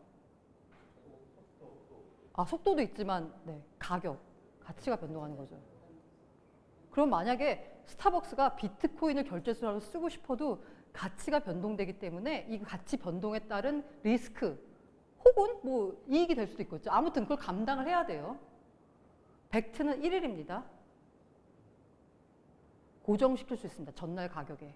얘네가 쓸 수 있는 비트코인 가격을. 그렇기 때문에 여기 들어와가지고 하는 겁니다. 왜? 스테이블이 아니지만 전날 가격에 1일 결제이기 때문에 고정시켜가지고 비트를 확보한 다음에 그 가격으로 그냥 서비스를 하면 되는 겁니다. 그 가격에 고정시켜가지고. 그래서 1일 선물인 거예요. 벡트가 1일 선물이고 그래서 스타벅스가 들어와가지고 여기서 암호화폐를 통해서 뭔가 그 결제 시스템을 장악을 해보겠다는 거고 스타벅스가. 아무튼 스타벅스 얘기는 그렇고요. 삼성이 이 정도예요. 근데 이 정도밖에 안 되는데 지금 전 세계에 있는 단일 그 스마트폰 기기 중에 가장 많이 깔려있는 기기는 단일 브랜드로 삼성이라고 합니다. 자, 그러면 아까 말씀드렸죠. 나이지리아 같은 데서 계좌보다 스마트폰 들고 있는 사람이 더 많을 거고 앞으로 이런 현상은 더 많아질 거고요. 그래서 이제 뭐 애플도 뭐 준비한다고 했는데 애플은 뭐 골드만삭스랑 맺어가지고 하겠다고 하는데 글로벌리 영향력을 보자면 단말기 애플 좋죠. 더 뭔가 있어 보여. 엣지 있고 뭐 좋아 보이는데 일단 전 세계 뿌려놓은 걸로만 보자면 삼성이 훨씬 더 많다는 거죠. 제가 이거를 일일이 제가 수작업으로 가트너에서 다 읽겠습니다. 판매량을 해봤더니 이렇게 많이 팔렸습니다. 만약에 여기에다가 앞으로 팔릴 거 플러스 여기에다가 다 월렛을 탑재한다 그러면 얘는 뭐냐? 이거 뭐 누적으로 하면 한 10억 개 정도의 계좌를 확보하는 거죠. 아까 페이스북이 소프트웨어를 통해서 계좌를 확보한다라고 치면 삼성은 하드웨어를 통해서 계좌를 장악하는 겁니다. 이 삼성 스마트폰 월렛에 1달러만 들어있어도 10억 명이 쓴다? 10억 달러의 준비금이 생기는 거예요. 이거 갖고 뭐 할까? 삼성이. 뭘 하겠죠. 아무튼 뭘 하겠어. 아무튼 하겠죠. 뭔가 기회가 열리겠죠. 그래서 삼성이 사실 우리나라는 은산분리법이 굉장히 강합니다. 특히나 삼성이 은행한다에 대해서 굉장히 많은 국민적 거부감이 있습니다. 그럼 삼성이 스마트폰을 통해서 은행을 할 수도 있다는 얘기죠. 은산분리법이 있음에도 불구하고. 그럴 가능성이 있는 거죠. 뭐 이런 여러 가지 가능성들이 있고 과연 뭘 할지 모르겠으나 아무튼 이거 저거 많이 준비하고 있다고 합니다. 그 다음에 두 번째 제가 블록체인 현상을 꼽은 바로 콘텐츠인데요. 이 콘텐츠를 꼽은 이유는 뭐냐? 제가 바로 이 콘텐츠 산업 콘텐츠 비즈니스 종사하고 있어서인데요. 이놈의 콘텐츠 비즈니스는 그러니까 많이 나가서 그래 뭐 음악, 영상 다 뭔가 먹고 살 길을 찾은 것 같아요. 근데 이 뉴스 콘텐츠 산업은 아직까지 먹고 살 길을 못 찾은 것 같아요. 지금 다 나왔던 애들이 다 실패했어 지금. 그래서 저는 이렇게 블록체인을 처음 접하고 제가 왜 여기 이렇게 흥분하고 약간 했냐면 뭔가 길이 보일 줄 알았어요. 뉴스 미디어의 살 길을 블록체인에서 찾을 수 있을 거다라고 생각을 했었거든요. 왜냐하면 지금 현재 뉴스의 유통 구조를 보면 유통사, 네이버가 돈을 다 가져갑니다. 만드는 회사들은 거의 못 갖고 가요. 되게 불공평하잖아요. 만드는 애들이 더 갖고 가지 왜 유통하는 애들이 더 갖고 가. 이거에 대해서 꾸준히 뭔가 개선이 이루어지고요. 특히나 영상 같은 경우에는 넷플릭스가 아예 판도를 바꿔버렸잖아요. 넷플릭스가 우리나라에 들어와가지고 제일 살만해진 데가 이 영화 제작이나 드라마 제작사라고 해요. 왜? 제대로 대우해주니까 넷플릭스에서. 그래서 어떻게 해야 되나 고민해서 블록체인에서 이것이 길이다. 기여자에게, 참여자에게 그에 대한 만큼의 보상을 준다? 그럼 당연히 뉴스 콘텐츠 만드는데 기자가 제일 기여를 많이 했으니 보상을 제일 많이 받아가야 하지 않겠어요? 그래서 뭔가 모델이 나올까 했는데 역시 지금 하고 있는 시도들이 거의 대부분 다 망했습니다. 네. 그래서 좀 안타까운데요. 그래도 뭔가 뭔가 기대할 수 있지 않을까 해서 이제 콘텐츠를 봤고요. 이게 되게 유명하죠? 보람튜브. 저 요새 농담으로 그런다고 해요. 아빠는 왜 이건희가 아니에요? 라고 물어보면 딸아, 너는 왜 보람이가 아니니? 라고 이렇게 말을 한다고 하는데요. 네. 월에 30억 번다고 합니다. 저는 애가 있어가지고요. 아마 기사로 보람튜브가 뭔지 아시는 분들 되게 많으실 거예요. 근데 저는 애들이 있어서요. 이거 그 전부터 훨씬 알았고요. 애들이 제발 이거 안 봤으면 좋겠는데 어쩜 그렇게 찾아보는지 모르겠어요. 요즘은 좀 나아졌는지 모르겠는데 너무 좀 영상이 좀 자극적이에요.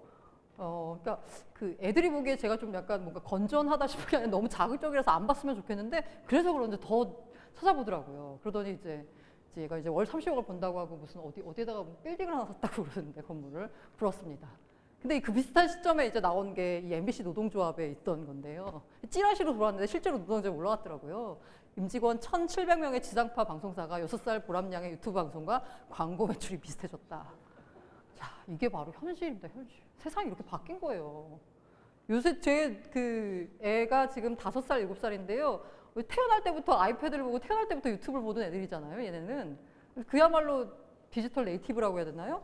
그러다 보니까 초반에는 이제 유튜브에서 뭔가 다 영상을 재현해서 보다 보니까 밖에 나가자라고 했더니 그러면 엄마 이거 잠시 중단했다가 들어와서 또 보자라고 하는데 그때 이제 그 스트리밍이거든요. 디즈니 채널이었어요. 근데 이거는 잠깐 껐다가 다시 그걸 볼 수 없어라고 하는데 초반엔 그 말을 이해를 못했어요. 왜? 껐다가 와서 또 보면 되지. 이걸 왜 못하지? 라고 이해할 정도로 애들의 영상 콘텐츠 습관이 바뀌었다는 거거든요. 근데 이게 이제 왜 근데 유튜브가 이렇게 우리나라에서 갑자기 선풍적인 인기를 끌었나? 지금은 막 다 인기 끄는 것 같은데 조금만 생각해보면 한 3년 전, 4년 전만 해도 유튜브 이렇게 많이 인기 있었던 것 같진 않거든요. 아마 유튜브의 본격적인 부상? 그리고 아프리카의 몰락이라고 해야 되나요? 그나마 국내 스트리밍 업체가 이 정도 유지하고 있는 나라 우리나라밖에 없다고 하는데 아프리카가 본격적으로 몰락하게 된 계기가 바로 이 대도서관 윤댕의 유튜브 망명 사건이었던 것 같은데요. 그렇죠. 이 유튜브. 네. 이렇게 사건을 보면 그리고 유튜브 보면 얼마나 유튜브가 이렇게 파괴력 있는 직업인가에 보면 드디어 초등학교 장래 희망에 등장을 했습니다. 네. 이 대도서관 윤댕이 그 아프리카를 떠난 이유가 뭐냐면 아프리카에서 지나치게 얘네를 통제를 하고 수익을 쉽게 말해서 얘네가 기여한 만큼 주지 않았던 거죠.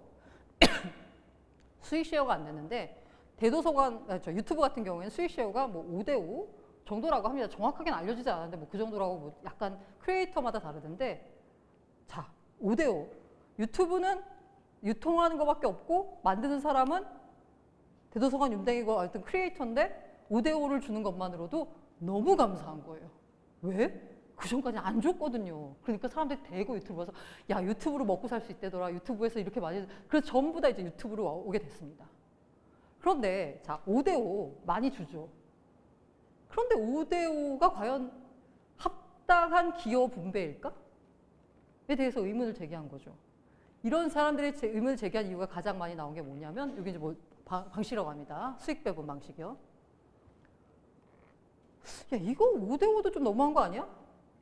왜? 크리에이터 갖고 가야지 왜 유통사가 이렇게 많이 갖고 가? 블록체인이 또 이런 개념이나 블록체인 현상이 더 많아지면서 사람들이 고민을 하기 시작하게 되면서 또 많이 한때 엄청나게 부음을 이뤘던 프로젝트 하나가 뭐냐면 블록체인판 유튜브 프로젝트입니다.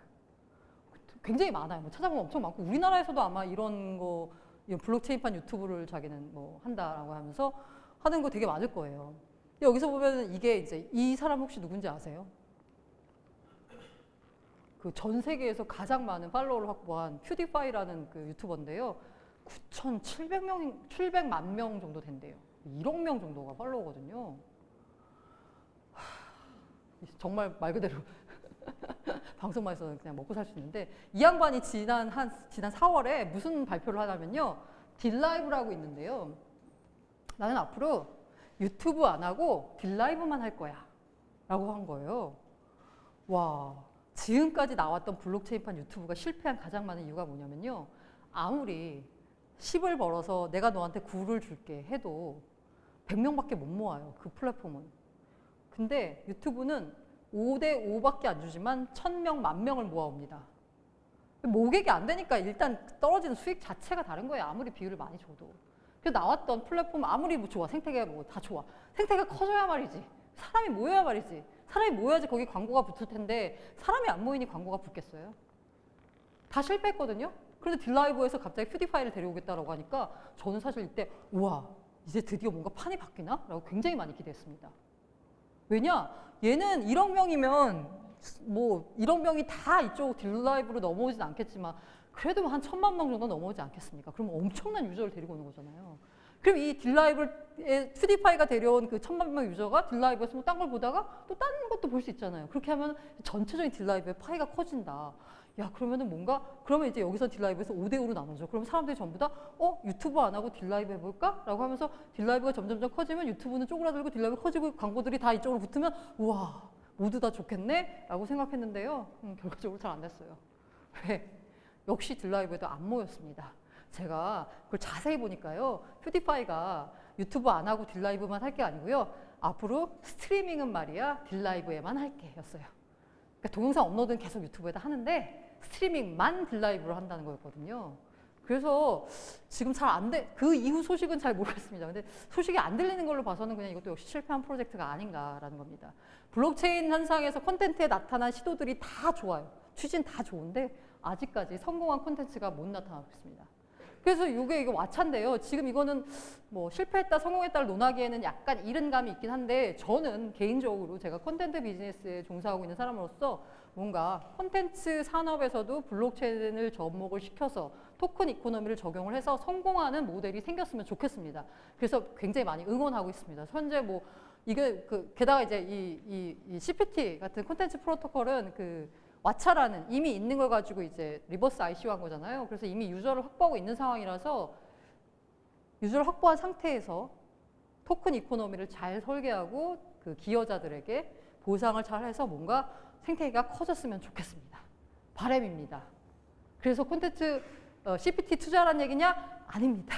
제가 여기 나오는 모든 프로젝트는요, 그냥 다 예를 들기 위한 거지 투자라는 얘기는 절대 아닙니다. 참고로 뭔가 윤리기조이라 됐나 밝히자면 저는 현재 비트코인에 투자하고 있습니다. 네. 알트코인은 잘 모르겠습니다. 네.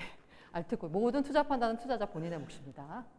그래서 어쨌든 저는 콘텐츠 산업에 종사하는 사람으로서 성공했으면 좋겠다라는 거고요. 그다음에 요 CPT 같은 경우에는 약간 영상이잖아요. 근데 약간 이게 기사, 글하고 비슷한 게 바로 이 스팀잇이라는 생각이 들어서 처음에 이것도 엄청 막 열심히 봤어요. 그리고 성공했으면 좋겠다라고 바랬었는데 사실 이 스팀잇도 보시면 여기 보니까 스팀잇의 이제 문제점 같은 게 하나가 이제 진입 장벽이죠. 약간 토큰 이코노미 설계나 아니면 구조 자체에 굉장히 뭔가 조금 뭐랄까 생태계가 커지는 데는 약간 문제가 있는 구조라고 하더라고요. 저도 잘 모르는데 그래서 저 같이 일하는 기자 중에 스팀잇에서 활동하던 블록체인 아마추어 저널리즘 키핏 운영자가 있는데 그 친구 말로는 현재 생태계가 조금 많이 훼손됐다라고 얘기를 하더라고요. 그래서 제가 이렇게 얘기를 하다가 이제는 가망이 없다라는 말을 지난 2회 강연 때 했다가 그 스팀잇에서 굉장히 활발하게 활동하시고 굉장히 많은 스팀 달러를 보유하고 계신 투자자분이 망했다라는 말을 하지 말아라. 지금 열심히 노력하고 있다라는 말을 해서 망했다는 말은 아니고요. 굉장히 많이 노력하고 있는데 그래서 제가 블록체인 아마추어 저널리즘에 있던 키핏 기자 그 친구에 들었더니 요 시점에는 정말 자기도 글만 써서 먹고 살 수 있는 줄 알았대요. 실제로 글 하나 쓰면 스팀에서 글 하나 쓰면은 보상 나오는 게 한 80만 원 가량 됐다고 하거든요. 그래서 이제 글만 써도 먹고 사는 이제 세상이 열리는 거라고 생각을 했는데 요게 이렇게 돼서 지금 현재 이 상태에 와 있는데요. 이게 네 그렇습니다. 지금 얼마인가요? 뭐 별반 다르지 않을 텐데 스팀이 또 사실 콘텐츠 비즈니스 종사하는 사람으로서 빨리 생태계가 정상화되고 뭔가 회복이 됐으면 하는 바람인데요. 사실 쉽진 않을 것 같고요. 뭔가 성공하는 모델이 꼭 나와서 저도 기사 써서 먹고 살 수 있는 더 이상 뭐 광고 땡기고 야 기업들 협박해가지고 뭔가 뜯어내는 이런 거 아니고 뭔가 정상적인 비즈니스를 해가지고 살아갈 수 있는 모델, 미디어 모델을 만들고 싶은 게 제 하나의 소망이기도 합니다. 콘텐츠 중에서 제가 게임은 따로 뺐거든요. 게임이 워낙 많이 우리나라에서는 발전한 산업이기도 하고요. 그 다음에 뭐랄까 지금 현재 그 블록체인 여러 가지 덱들 중에요. 가장 활발하게 가장 많은 종류가 있는 게 바로 게임 덱이라 가지고 제가 게임을 들었습니다. 물론 지금 현재 게임 덱 중에 거의 90%는 사실 도박 덱이에요. 왜? 사실 근데 이것도 맞아요. 왜? 우리가 도박이나 뭐 무슨 뭐 슬롯 머신이나 뭐 이런 도박들 있잖아요. 이거 할 때 온라인에서 이거 할 때 제일 의심 가는 게 뭐예요? 이것들이 조작하는 거 아니야? 라는 거잖아요, 운영자가. 근데 블록체인은 뭐예요? 거래 투명성 하다 보니까 이 도박 대비 나오기에 상당히 좋은 환경이긴 합니다, 블록체인이. 게다가 이게 규제도 살짝 피해갈 수가 있기 때문에 그래서 이제 블록체인에 관련돼서 도박 대비 제일 많기는 해요. 그런데 어쨌든 간에 이제 게임이 가장 많이 발달했고 지금 현재 그 해시드 투자 전문 블록체인 전문 엑셀러레이터 해시드 측에서도 그 여러 가지 자기들이 이제 어떤 분야에 주로 투자를 하겠다 이렇게 발표를 하면서 게임을 가장 유망하다고 봤습니다. 왜? 가장 가까이 있기 때문에 현실 가능성이 가장 크기 때문에 이제 게임을 봤는데요. 자, 이게 뭐냐면 제가 어떤 기사에서 옮긴 건데요. 빈약한 틀 유저 드라마가 채운 세계관 리니지라는 건데요. 제가 왜 리니지 모델 중에 하나가 그 게임 아이템 장사잖아요. 근데 실제로 리니지 유저가 100명이라고 하면 그 아이템을 실제로 사고 뭐 팔고 막 약간 그 아이템을 사서 매출을 일으켜주는 NC에다가 비중이 몇 명이나 될 것 같으세요? 유저가 100명이다 그러면? 누구예요? 5명? 네, 여기 네, 5명이랍니다. 5%. 그러면 사실 그 나머지 95%? 95명은 필요가 없어요. 매출을 위해서는. 그 95명은 과연 그럼 필요가 없을까? 아닙니다. 이 95명이 너무 소중하답니다. 왜? 95명이 없으면 5명이 돈을 안 쓴답니다. 그 95명이 있어야 되거든요. 95명이 있어야지 5명이 돈을 쓰는데 그럼 95명에게 NC가 무슨 보상을 해주느냐? 안 해줍니다. 아무것도 안 해줘요. 게임을 하고도. 그런데요. 블록체인은 바로 그 95명을 위해서도 보상을 해주겠다는 거예요. 왜? 그 게임을 유지하게 해줬으니까. 그래서 블록체인 게임의 특징은 뭐냐면 어머니들이 말씀하셨죠. 야, 게임하면 돈이 나오니 밥이 나오니. 돈이 나옵니다. 블록체인 게임은. 네. 그래서 돈이 나오는 구조가 뭐냐면 게임에 참여해서 게임의 세계관을 만들어주는 게임을 재밌게 만들어주는 그 일반 유저들에게 보상을 해주는 거겠다는 거예요. 그 게임에 참여해서 내가 투자한 시간만큼. 그게 이제 블록체인 게임의 특성인데 제가 물론 가장 가까이 다가왔다라고 하지만 여전히 멀었습니다. 왜? 게임은 재밌어야 되잖아요. 근데 블록체인 게임이 대체로 재미가 없네. 네, 가장 큰 문제예요. 재미가 없어요. 게다가 현재 블록체인이 무슨 이오스에 올라가니 뭐 트론에 올라가니 뭐 이더리움 올라가니 하는데 아직까지는 그 블록체인 자체가 확장성이 작아가지고 뭐 TPS 1000 이런 거 가지고는 리니지 같은 거 감당 못합니다. 그러다 보니까 게임이 재미가 없어요. 야, 지금 뭐 현란하잖아요. 뭐 다른 게임들 보면은. 근데 그런 생각이 들어요. 이것도 발전 단계에 있다. 우리가 옛날에 초창기 인터넷 때 게임 생각해보면 굉장히 단순한 거였잖아요. 모바일 게임도 초반에는 뭐 되게 간단한 뭐 애니팡 같은 게임 끌다가 요새는 막 그 MMORPG도 모바일로 다 한다면서요. 그 정도로 이렇게 다 달라진 거기 때문에 지금 초기 단계라서 아직까지는 한계가 있지만 그래도 가장 많이 블록체인이 적용되는 분야가 아닌가라는 생각이 듭니다. 그 다음에 DID인데요. 그 DID 혹시 뭔지 아세요? DID. 네. 손 드신 거예요? 네? 네, 맞습니다. 여기도. 네. Decentralized Identification이라고 하는 건데요. DID. 저는 이 DID 개념을 마이크로소프트가 이 DID를 비트코인 블록체인에다 올리기로 했다라는 걸 듣고 큰 복음을 얻은 기분이었습니다. 왜냐, 제가 비트코인 맥시멀리스트거든요. 그 비트코인이 최고야라는 그 사람 중에 하나인데 제가 야, 돈이란 뭐야? 야, 돈이라는 가치는 말이야. 믿음에서 나오는 거야. 믿음은 돈이야. 금하고 차이가 뭐야? 디지털 금이야, 비트코인이라고 얘기하는데 그래서 뭐 이렇게 저렇게 해서 비트코인의 가치를 믿지 않는 사람들에게 반박을 하는데 딱 막혔던 지점이 있어요. 야, 금은 쓸 데가 있잖아. 장신구를 만들거나 전자제품에 들어가거나 비트코인 쓸 데 있어? 라고 하는데 쓸 데가 없는 거예요. 아, 그래? 그렇지만 쓸 때는 중요하지 않아. 믿음이 중요해라고 이제 이렇게 넘겼는데 마이크로소프트가 탈중앙화 신원 인증을 비트코인 블록체인에다 올린다는 얘기를 듣고 이거다. 비트코인에 쓸 데가 생겼다. 드디어. 엄청나게 쓸 데가 생겼다라는 마음을 듣고 드디어 쓸 데가 생겼다는 마음이 들어서 비트코인의 가치를 더 믿게 됐습니다. 그럼 DID가 무엇이냐? 제가 저커버그의 굴욕이라는 말을 썼는데요. 이게 그 F8이라는 뭐 개발자 대회인데요. 페이스북. 거기서 갑자기 저커버그가 딱 나오더니 The future is privacy라고 했어요. 이게 말이 돼요? 제일 사생활 침해하는 페이스북이 우리 미래는 우리 프라이빗에 있어라고 하는 게 말이 안 되잖아요. 저커버그가 돌았나 싶었는데 그 전해에 그 뭐랄까 트라우마를 겪었죠. 국회에 불려나가서 엄청 혼났습니다. 왜? 개인정보 노출 때문에요.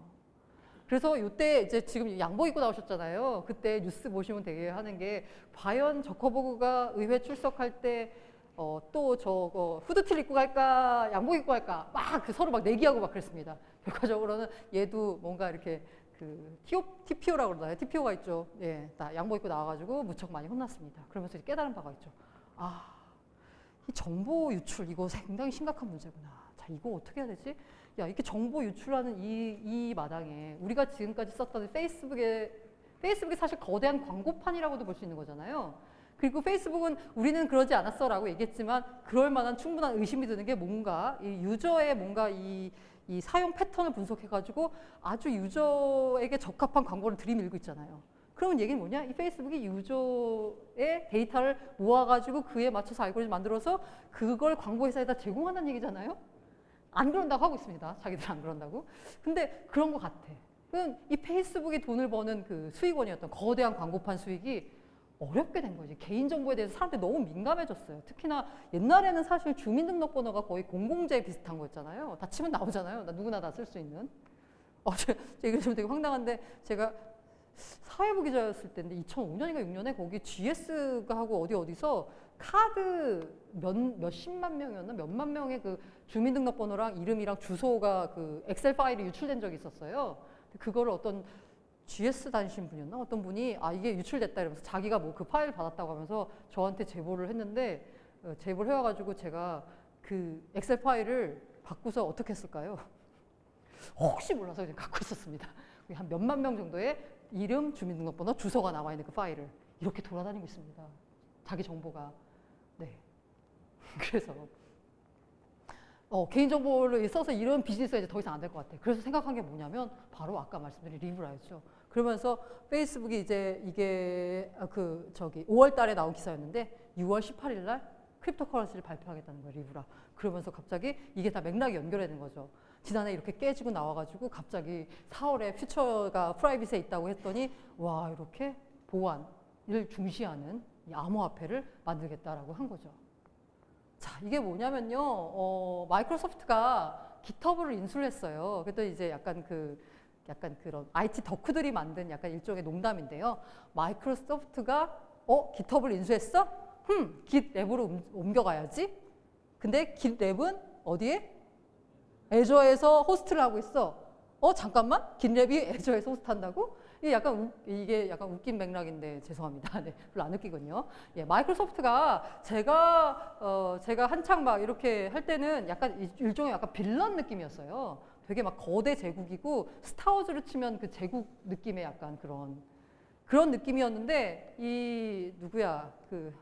스티브 발머 회장이 물러나고 그 여자 CEO가 오면서 마이크로소프트를 완전히 개조를 시켜버립니다. 그래서 약간 마이크로소프트가 약간 한물 간 기업 느낌이었다가 갑자기 이제 많이 떠올라가지고 예전에 이제 빵이라고 그랬잖아요. 2017년, 8년까지만 해도 빵이라고 해서 거기 F 페이스북이 들어가는데 요새는 빵이라고 안 하죠.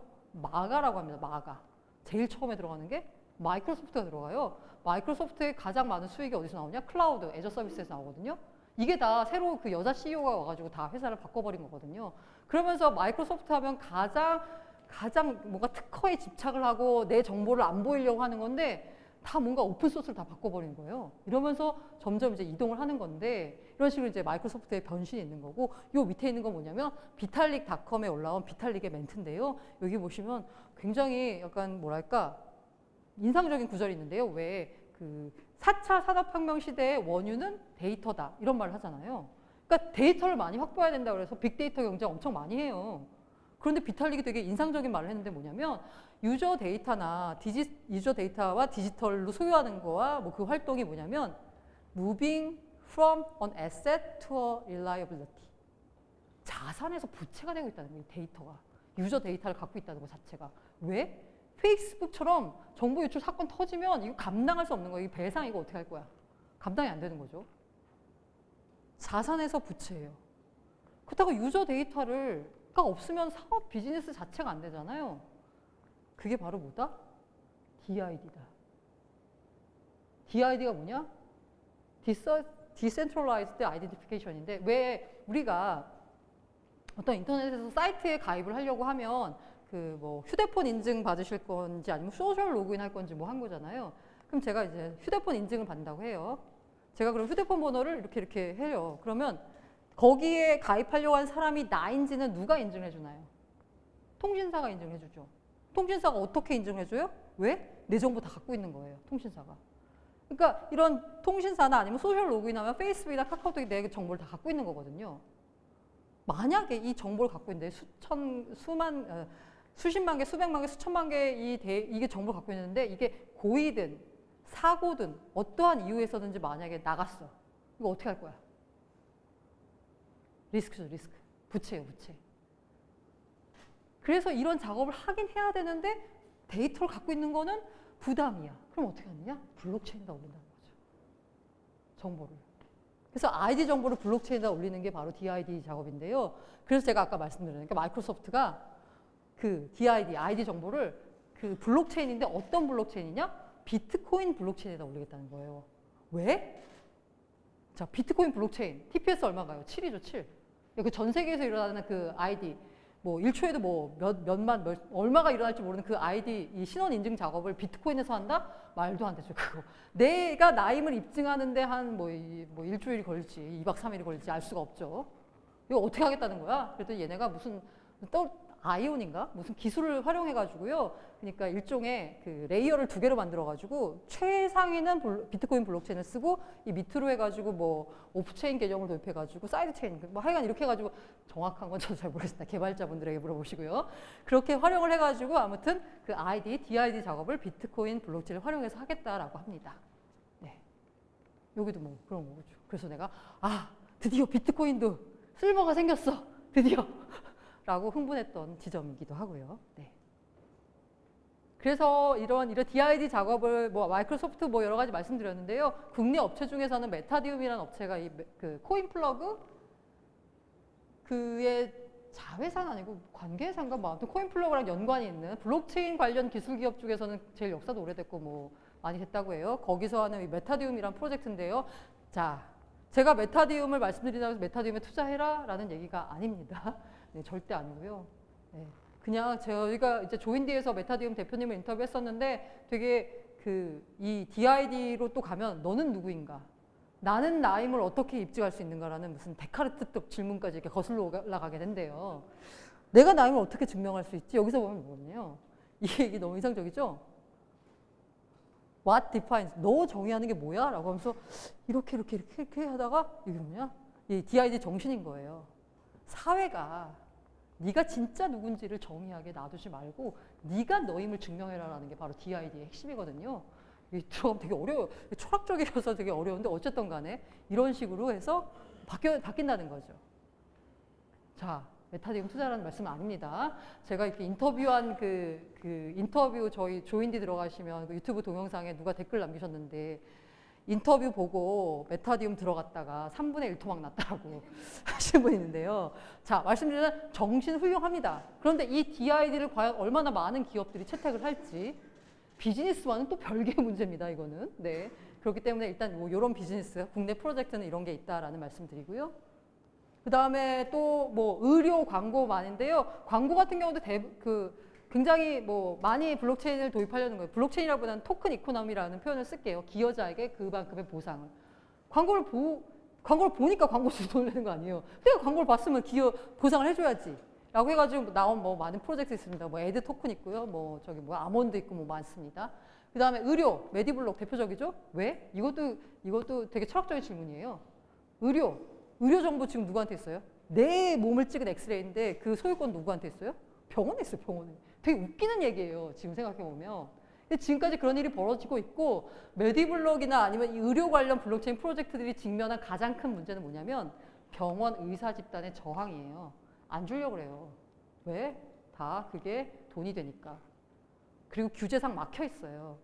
그래서 뭐 그 의료나 뭐 이런 분야에 있어서 굉장히 특히 의료 같은 경우에는 뭔가 굉장히 블록체인이 적용되기, 토큰 이코노미가 적용되기 좋은 분야는 맞아요. 하지만 쉽지는 않을 거예요. 왜? 기득권의 저항이 있고 기존의 시스템을 파괴시키는 거기 때문에. 그래서 뭐 야, 좋아. 메디블록 들어가야 돼. 라고 아마 이 정신을 먹고 메디블록이나 아무튼 의료 관련 토큰에 투자하셨던 분들은 그렇게 생각만큼 좋은 수익을 못 거두셨던 이유가 이상은 좋지만 현실에서 적용하는 데는 여러 가지 장애물이 존재한다는 거고요. 이거는 이제 특히 또 블록체인 많이 쓰는 분야 중에 이렇게 물류가 있거든요. 지금 IBM에서 나오신 분이 발표를 들으면서 되게 놀랐던 게 뭐냐면 아직도 물류 관련된 그 서류 뭐 수입 뭐 수출할 때 그 선적 서류 같은 거 있잖아요. 이거 지금 어떤 시대예요? 인터넷으로 하고 뭐 이러잖아요. 절반이 페이퍼워크랍니다. 페이퍼워크. 다 이렇게 손으로 쓰는 거래요. 아직도. 쓰다가 틀리면 어떻게 되는 거예요? 오류 나죠. 이렇게 오류가 났어. 중간에서 한번. 10단계를 거치는데 5단계쯤에서 오류가 한번 났어요. 근데 10단계 와서 이거 왜 잘못됐어? 라고 하려고 할 때 어디서 잘못됐는지 어떻게 알아? 알 수가 없는 거잖아요. 그럼 다시 또 이렇게 가서 찾아봐야 돼요. 엄청 비효율적이죠. 그래서 블록체인은 거래 투명성, 위변조 불가라는 것 때문에 이런 물류 분야에 많이 활용되고 있고요. 사실 물류 분야 같은 경우에는 토큰, 그러니까 퍼블릭 체인보다는 프라이빗 체인 쪽으로 해가지고 IBM 쪽이 많이 들어가고 있습니다. 그래서 이게 대표적으로 머스크라는 세계 1위 해운사하고 맺은 트레이드 렌즈라는 물류 블록체인 시스템이거든요. 되게 이게 얼마나 혁명적인 변화인가를 느낄 수 있었던 게 뭐냐면요. 1등 해운사거든요. 머스크랑 IBM이랑 같이 만드는 거예요. 근데 여기 트레이드 렌즈에 2등, 4등, 5등, 6등 해운사가 다 들어와 있어요. 경쟁사거든요. 1등. 거기에다 블록체인 뭐예요? 정보의 투명한 공개? 자기네들 다 까겠다는 거예요, 정보를. 그런데도 불구하고 들어와서 있다는 건 이 블록체인 시스템이 얼마나 물류 시스템을 효율적으로 바꿀 수 있는가를 일종의 뭐 반증이라고도 할 수 있겠죠. 이렇게 블록체인 현상을 봤습니다. 블록체인 현상 보고 크립토커런시 토큰 이코노미 봤어요. 그게 다 무엇이냐? 이제 투자자 관점에서 보자면 이게 다 디지털 애셋이라는 말로 크게 표현을 할게요. 디지털 자산이란 무엇인가? 디지털 자산은 제가 요거는 살짝 저와 같은 책을 쓴 이용재 작가님 걸 베꼈습니다. 빌려와가지고요. 디지털 자산은 사실 뭐 토큰, 암호화폐를 말하는 것이 일반적이고요. 디지털 자산에 대한 법적 가이드라인 다 만들고 있습니다. 사실 새로운 자산이기 때문에 과거에 없었던 몰라 이거 어떻게 해야 될지 어디다 껴맞춰야 될지도 모르겠어요. 대표적인 예가 우리나라에 바로 이 거래소, 이 지금 업비트 이 존재예요. 이거의 도대체 법적 존재는 무엇인가? 없습니다. 법적 존재가. 그러니까 이제 겨우 하겠다는 게 뭐냐? 특근법을 개정을 해가지고 이 거래소도 자금 세탁 방지 의무를 지우겠다는 건데요. 특근법은 사실 시작인 거고 근본적인 문제를 해결하려고 하면 암호화폐와 관련된 혹은 암호화폐 산업과 관련된 그냥 단독 법이 만들어져야 된다. 별도 법이. 그러니까 은행업은 은행법에서 하잖아요. 증권사들은 자본시장법에서 다 틀이 만들어지잖아요. 그러면 이 암호화폐 관련된 산업도 관련 별도 법이 만들어져야 돼요. 지금은 여기저기 껴있었어요.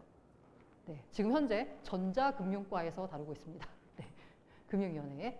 어쨌든 이제 가장 멀리 가는 게 이제 스위스고요. 스위스에서 이제 세 가지로 토큰을 분류를 해서 핀마라고 하죠. 왜? 지불형, 기능형, 자산형으로 분류를 했습니다. 그리고 이게 왜 디지털 자산에 투자해야 되냐?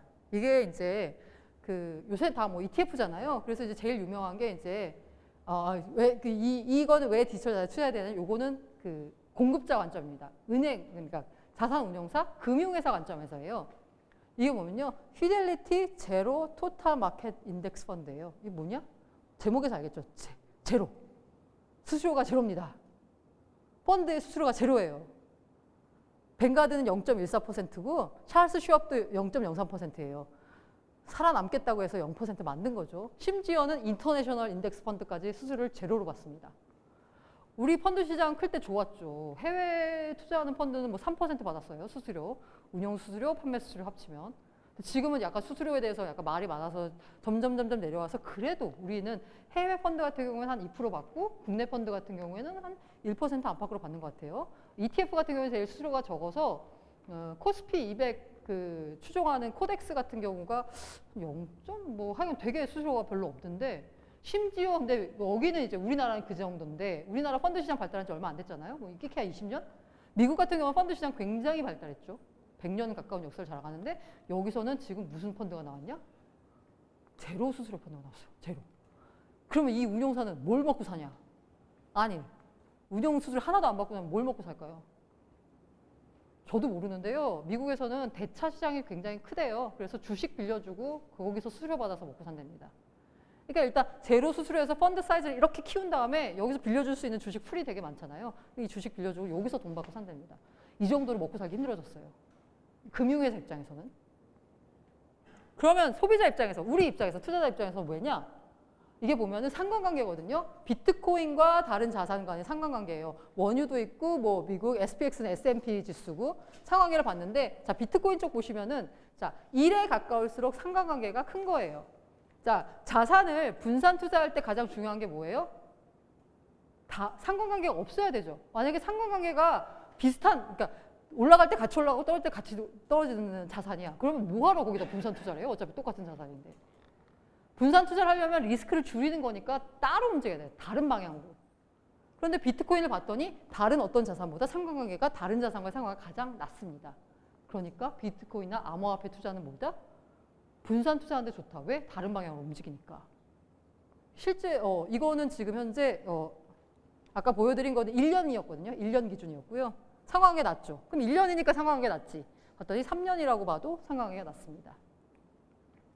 봤어요, 실제로. 블랙락의 멀티에셋 인컴 펀드가 있고요. 그 다음에 뱅가드 매니지 페이아웃 펀드가 있습니다.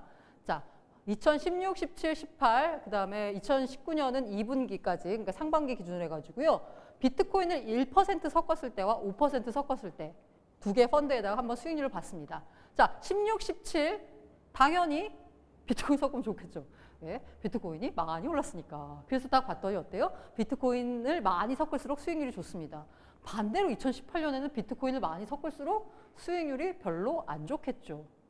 자, 이게 이제 연간 수익률을 봤으니까 야 그러면은 2017년에는 비트코인을 넣고 2018년에는 안 넣어야 되네? 라고 하는데 사실 뭐 이렇게 하기 쉽지가 않죠. 그래서 그냥 3년 수익률로 봤어요. 3년 반이죠, 정확히 말하면. 네. 봤더니 어때요? 비트코인을 1% 섞었을 때와 5% 섞었을 때 어떻습니까? 토탈 리턴을 한번 봅시다. 비트코인 섞는 게 더 좋죠. 애뉴얼 리턴으로 봐도 비트코인이 많이 들어갈수록 좋습니다. 그다음에 볼라틸리티는 변동성이거든요. 변동성은 사실 클 수밖에 없어요. 그런데 이 수익을 감안하면 이 정도 변동성 차이는 감당할 수 있겠죠. 끝에가 가장 많이 떨어졌을 때, 손실을 가장 많이 리스크가 컸을 때 손실을 감당할 때 당연히 비트코인이 많으면 손실 감당 커집니다. 손실률이. 하지만 수익과 비교해 봤을 때 이 정도 리스크 감당하고 이 정도 수익을 더 얻을 수 있는 거예요. 그러면 자기가 투자하는 자산의 1%, 5% 정도는 비트코인, 암호화폐, 디지털 자산을 섞는 게 전반적인 수익률은 높이고 리스크를 조금만 더 감당하면서 전반적인 수익률을 높이는데 더 좋다는 거죠. 그래서 디지털 자산에 투자해야 된다라는 얘기고요. 이거는 앞으로에 나올 뭐라고 표현해야 되나? 너무 장밋빛 미래인데요. 네, 벡트 나오기로 했죠. 그 다음에 피델리티 디지털 에셋, 피델리티가 디지털 전문 자산운용사를 만들었습니다. 그 다음에 여기 LSX 나스닥에서 만든 거 있고요. 갤럭시 디지털 가장 큰 암호화폐 펀드, 블록체인 전문 펀드죠. 그래서 봤더니 제가 9월 23일 날 벡트 선물이 나오면서 기대하는 것 중에 하나가 뭐냐면 비트코인 ETF예요. SEC가 비트코인 ETF를 거절하면서 든 가장 큰 이유가 뭐냐면 니네 가격 믿을 수 없다. 거래소가 가격 조작 너무 많이 한다는 거예요. 그리고 거래량 그것도 믿을 수 없어. 왜? 니네들이 다 짜고 돌리는 거 아니야? 못 돌려가지고. 근데 벡트는 누가 만든 거냐면요. ICE라는 인터내셔널 컨티넨털 익스체인지 그룹이라는 NYSE, 뉴욕 증권거래소를 소유한 세계 최대 증권거래소 그룹이 만든 디지털 전문 자산 거래소입니다. 벡트가. 그러면 그리고 좀 그렇지만 그 IC 회장 와이프가 벡트 CEO입니다. 네. 그럼 아마 밀어주겠죠, 뭐. 네. 그래서 근데 IC라는 회사가 이 그 월가에 있는 금융 회사들 및 그 SEC 담당 임원들하고 우리나라도 그렇잖아요. 저기 국민은행 저기 어디 상문하고 저기 금융위 금감원에 있는 과장하고 친하지 저기 어디 업비트에 계신 분하고 친하겠습니까? 네, 금융 계속 했던 분들하고 친한 거죠.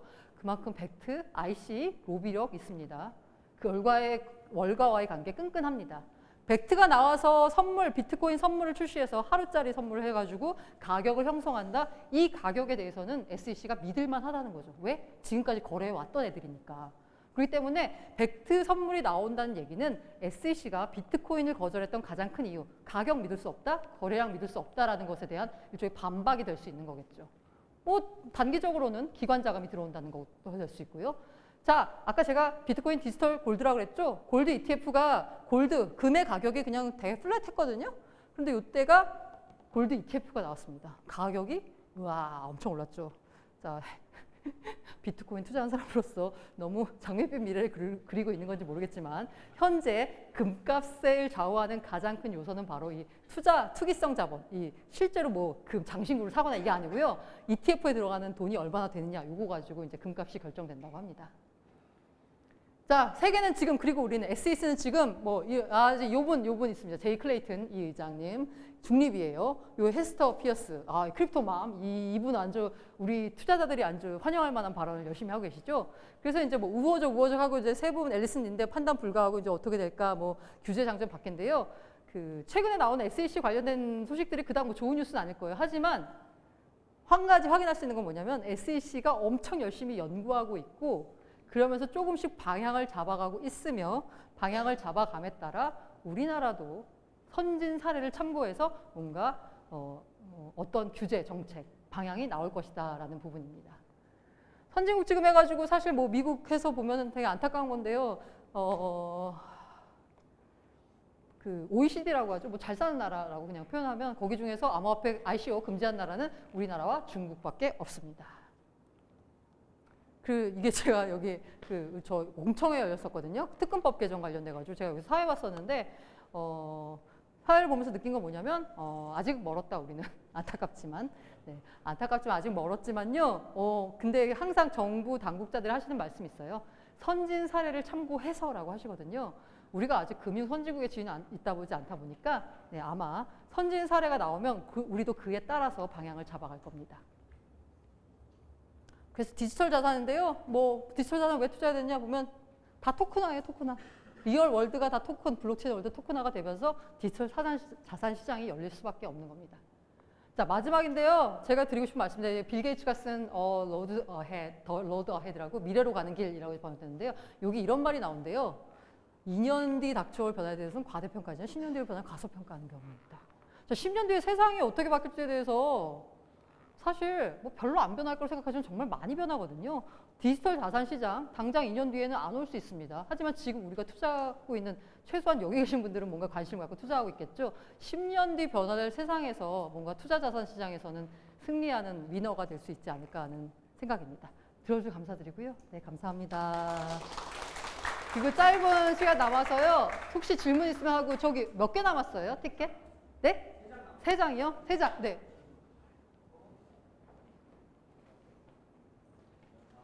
고란 신시호님 반갑습니다. 네, 안녕하세요. 네, 제가 그 중앙일보 기자 시절에 네. 어쩌다 투자를 너무 잘 봤어요. 네. 너무 솔직하고 담백한 생생한 살아있는 그런 뉴스를 전해주셔서 네. 너무나 제가 매주마다 기다렸고요. 감사합니다. 그리고 제가 그 당시에 정말 조중동 다른 여타 신문보다 블록체인 기자 중에 최고였지 않았을까 하는 그런 생각이 들었었어요. 제가 뭐 드린 거 아닙니다. 네. 왜냐하면 그 당시 기억나는 기사 중에 지금 P2P 네. 당했다 뭐 이런 기사가 있는데 네, 많이 보셨죠. 그 기사를 걱정됐어요. 네. 어떻게 그때 이제 이거 어떻게 내용이 있어가지고. 네. 참고로 제가 그때 제가 약간 누가 그런 말 표현 쓰는데 너는 왜 이렇게 약간 비제도권 금융에만 투자하냐는 이런 말 쓰는데요. P2P 투자도 제가 처음에 알게 돼서 투자했는데 그때 당시 투자했던 업체가 지금 현재 제가 땡땡 만 원을 투자를 했고요. 땡땡 만 원을 투자한 업체 사장은 지금 동동 대표였는데 한 명은 남아서 지금 재판을 받고 있고요. 한 명은 아프리카 토고에서 지금 의진 중이라고 합니다. 빨리 네, 인터폴로 잡아와서 법의 심판을 받았으면 좋겠습니다. 참고로 거기서 잃었던 그 제 투자 원금은 P2P 나 이렇게 해서 실패했어요라고 각종 라디오와 네, 방송에 출연해서 출연료로 지금 상당 부분 메꿔서요 한 70%가량 메운 거 아닌가라는 생각이 듭니다. 네. 최근에 네. 이제 조이스피 네네. CEO로 오셔가지고 네. 텔레그램 아, 네. 몇 시간 제가 잘 보고 있습니다. 네, 감사합니다. 예, 다름이 아니고 네네. 지금 P2P 투자도 하신다고 네네. 했는데 마침 업비트에서 이제 주최한 건데 지금 계좌가 지금 신규 계좌를 못 만들고 네, 있어요. 맞아요. 네. 그래서 지금 참 아이러니한데 이게 이제 약간의 이제 규제가 완화되면서 네. 팩트 선물 이후에 네. 또 이제 규제 완화 이후에 다시 한번 이게 그 규제가 열리고 또 2017년처럼 네. 그 열풍이 다시 한번 또 인식이 좋아져서 다시 올지 않을지 거기에 대해서 혹시 또 지금 또 전망이 네. 있지만 혹시 어떻게 생각하시는지. 지금 일단 제가 드리고 싶은 말씀은 드리고 싶다기보다 그 전망은 연내에 계좌 안 열릴 것 같아요. 되게 가슴 아픈 얘기인데요. 연내 신규 계좌 안 열릴 것 같고요. 그냥 한 가지 말씀드리자면 죄송합니다. 이준행 대표님. 현금 교환소, 최고의 현금 교환소 고팍스라는 곳이 있습니다. 거기 벌칙 계좌 쓰는 데거든요. 근데 그 거래소 자체는 믿을만 하니까요. 대체로 고팍스로 현금 입금해서 비트를 산 다음에 업비트로 보내가지고 업비트에서 거래하신다고 합니다. 네. 네. 그래서 업비트를 아마 그렇게 이용하시면 될 텐데요. 네. 그래서 그 고팍스 같은 데도 사실 정상적으로 영업하고 있는데 계좌가 안 나가고 지금 그렇게 지금 약간 편법 영업하고 있는 거거든요. 그런데 아직 정부의 입장이 정부의 입장은 분명한 게요. 제가 약간 인지한 바로는 일단 이 문제는 금융이나 아니면 행정부 차원이 아니고 그 정치권에서 청와대에서 뭔가 방향을 잡아주지 않는 이상은 이런 정도 상태가 계속될 것 같고요. 금융위 분들은 참고로 굉장히 싫어합니다. 이 암호화폐 거래소 굉장히 싫어하고요. 굳이 분류를 하자면 과학기술정통부는 약간 블록체인이기 때문에 약간 좀 더 우호적이시고요. 기재부는 그냥 지켜보는 차원입니다. 왜냐면 여기는 세수가 늘어나면 좋기 때문에 이걸 어떻게 해가지고 세금을 좀 더 올릴 수 있을까 이렇게 생각하는 입장인데 금융위는 금융과 관련된 것 때문에 가장 보수적이고 별로 안 좋아하시는 거고요. 이거에 대한 기조를 뒤엎을 만한 거는 사실 청와대밖에 없다는 생각이 들고요. 새로 금융위원장으로 취임한 은성수 위원장이 있거든요. 전임은 이제 최종구 위원장이었고요. 최종구 위원장은 암호화폐에 대해서는 상당히 부정적인 입장을 가지셨던 거고 은성수 위원장은 현재 무슨 입장을 갖고 있는지 전반적인 그 태도나 관련된 발언이 없어서 밀어보기는 좀 어렵지만 그냥 만나봤던 기자의 말을 전하면 그냥 최종구 후임 버전이라고 생각하면 된다. 그래서 최종구 위원장과 별반 생각이 다르지 않을 것이다. 라고 해서요. 아마 금융위 차원에서 뭔가 제도가 바뀌지 않을 것 같고요. 정부가 청와대에서나 정치권에서 뭔가 확 방향을 틀어줘야 되는데 현재 청와대나 정치권이 인식하는 암호화폐에 대한 입장은 바다 이야기 시즌2입니다. 네. 그래서 당장 허용은 안 될 것 같습니다. 네. 조금 어두운데요. 미국이 좀 되면은 천천히 우리나라도 뭔가 변화가 있지 않을까 합니다. 네. 그럼 붐이 일 거냐? 그 부분에 대해서는 저는 아니라고 봐요. 만약 붐이 일어도 무작위로 알트, 소위 잡코인이라고 하죠. 잡코인도 그냥 제가 그때 올렸던 황당한 이유 중에 하나 뭐였냐면 오늘은 비코인이 오른대요. 왜? 어제 안 올랐으니까. 이런 이유를 대면서 올랐던 시절이 있거든요. 그런 건 아닐 것 같고요. 지금 만약에 다시 그런 시절이 온다 그러면 그 코인별로 그 코인이 갖고 있는 로드맵이 있잖아요. 그 로드맵을 얼마나 잘 이행하고 있느냐. 그들이 한 약속을 얼마나 잘 지켜가고 있느냐. 진짜 유스 케이스가 되느냐. 이거를 판단을 해서 투자가 이루어질 거라는 생각이 듭니다. 네.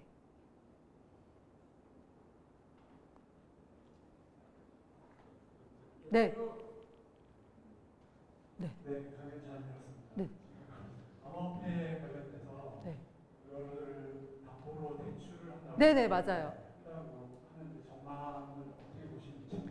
자, 암호화폐를 담보로 대출하는데요. 그 암호화폐 담보 대출은 일단 거기에는 첫 번째는 거기 만약에 법정화폐 원화가 끼어든다 그러면 그건 불법이거든요. 그러니까 그런 프로젝트는 약간 위험해요, 지금. 약간 지금 담장이를 걷고 있다고 해야 되나? 그런 거니까 혹시 그런 프로젝트에 있다면 약간 주의하시고요. 그 다음에 암호화폐를 담보로 암호화폐를 대출한다? 그 부분에 대해서도 만약에 지금은 현재 금감원이나 아마 금융당국에서는 별로 하진 않고 있어요. 하지만 만약에 사이즈가 커졌거나 이거 만약에 그게 사회 문제가 된다 그러면 아마 들어와서 뭔가 규제를 할 가능성이 있습니다. 아직까지 암호화폐와 관련된 금융 규제가 명확하지 않기 때문에 문제 삼으면 문제가 될 수 있는 수준이거든요. 그래서 이게 만약에 잘 정립이 된다 그러면 또 다른 뭐 틈새 시장이 될 수 있긴 하겠지만 지금 현재 상황으로서는 만약에 이게 이슈가 되면 아마 규제가 들어오지 않을까라는 생각이 들어서요. 그 암호화폐 관련된 비즈니스 가운데 특히 금융과 연관된 비즈니스는 규제 리스크를 꼭 그 염두에 두시기 바랍니다. 네, 마지막으로 한 장 남았나요? 한 장? 네. 죄송한데 제가 너무 열심히 들어주셔가지고 네, 네. 너무 감사합니다. 너무 그거에 끄덕끄덕 해주셔서 너무 감사합니다. 네. 네. 저도 여기 왔고요. 네네. 그 말씀 주신 대로 이번에 그 규제자의 특구 7군데 지정했는데 네네. 부산이 블록체인 규제에 특구가 됐어요. 네. 그럼에도 불구하고 ICO에 관련된 아무런 네. 기회가 없어요. 네. 그러면 지금 말씀하신 게 맞다고 보고요. 네네. 그래서 저는 오히려 더 묻고 싶은 핵심인데 네. 블록체인 기반의 지역 화폐 플랫폼의 성공 가능성에 네. 묻고 싶어요. 아시지만 이제 지역사회 상품 같은 걸로 많이 맞아요. 올해는 4조 원까지 갈 계획이래요. 네네. 그동안은 아시다시피 그 주로 그 페이먼트 쪽에서는 맞아요. 네. 상권을 봤어요, 지역 화폐를. 네. 그렇지만 그것도 잘 안 됐죠. 이게 이제 뭘로 네. 가냐면 네. 이제 소위 말해서 파워 오브 어터너티처럼 사람들 정명으로 네네네. 가요. 네. 그래서 블록체인이 필요한 게 맞아요. 이번에 네. 정책 자금들이 이제 지급되기 네네네. 시작해요. 청년 수당, 네네. 복지 수당. 네네.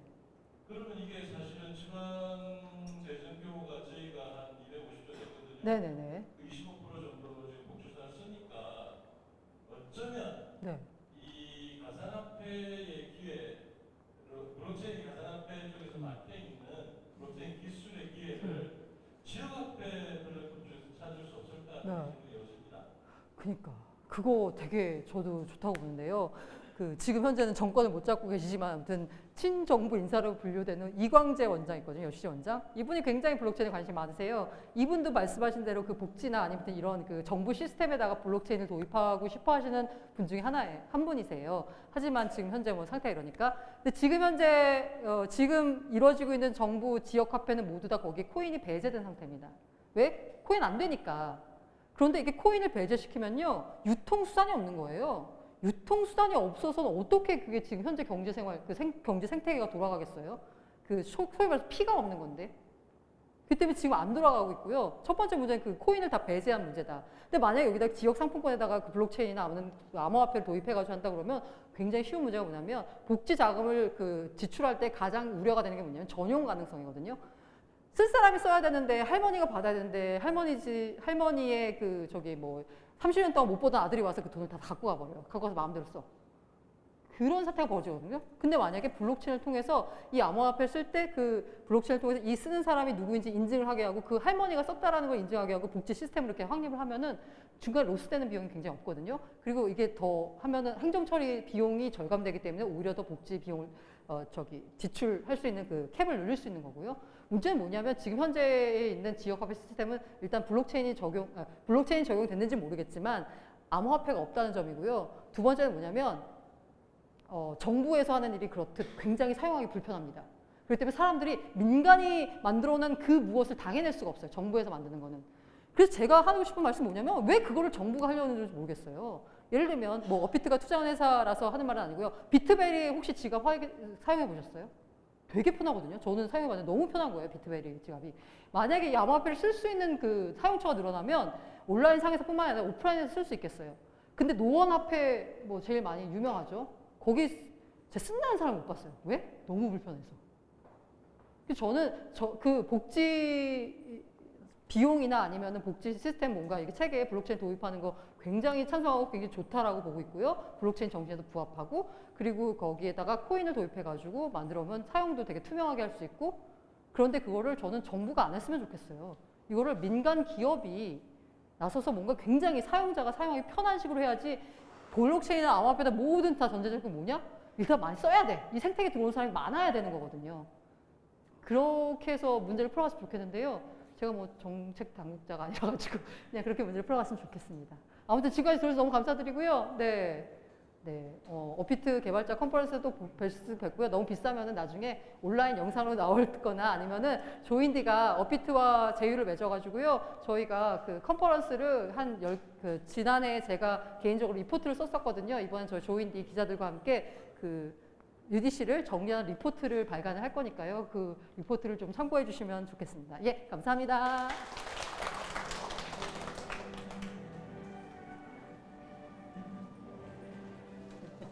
네, 감사합니다.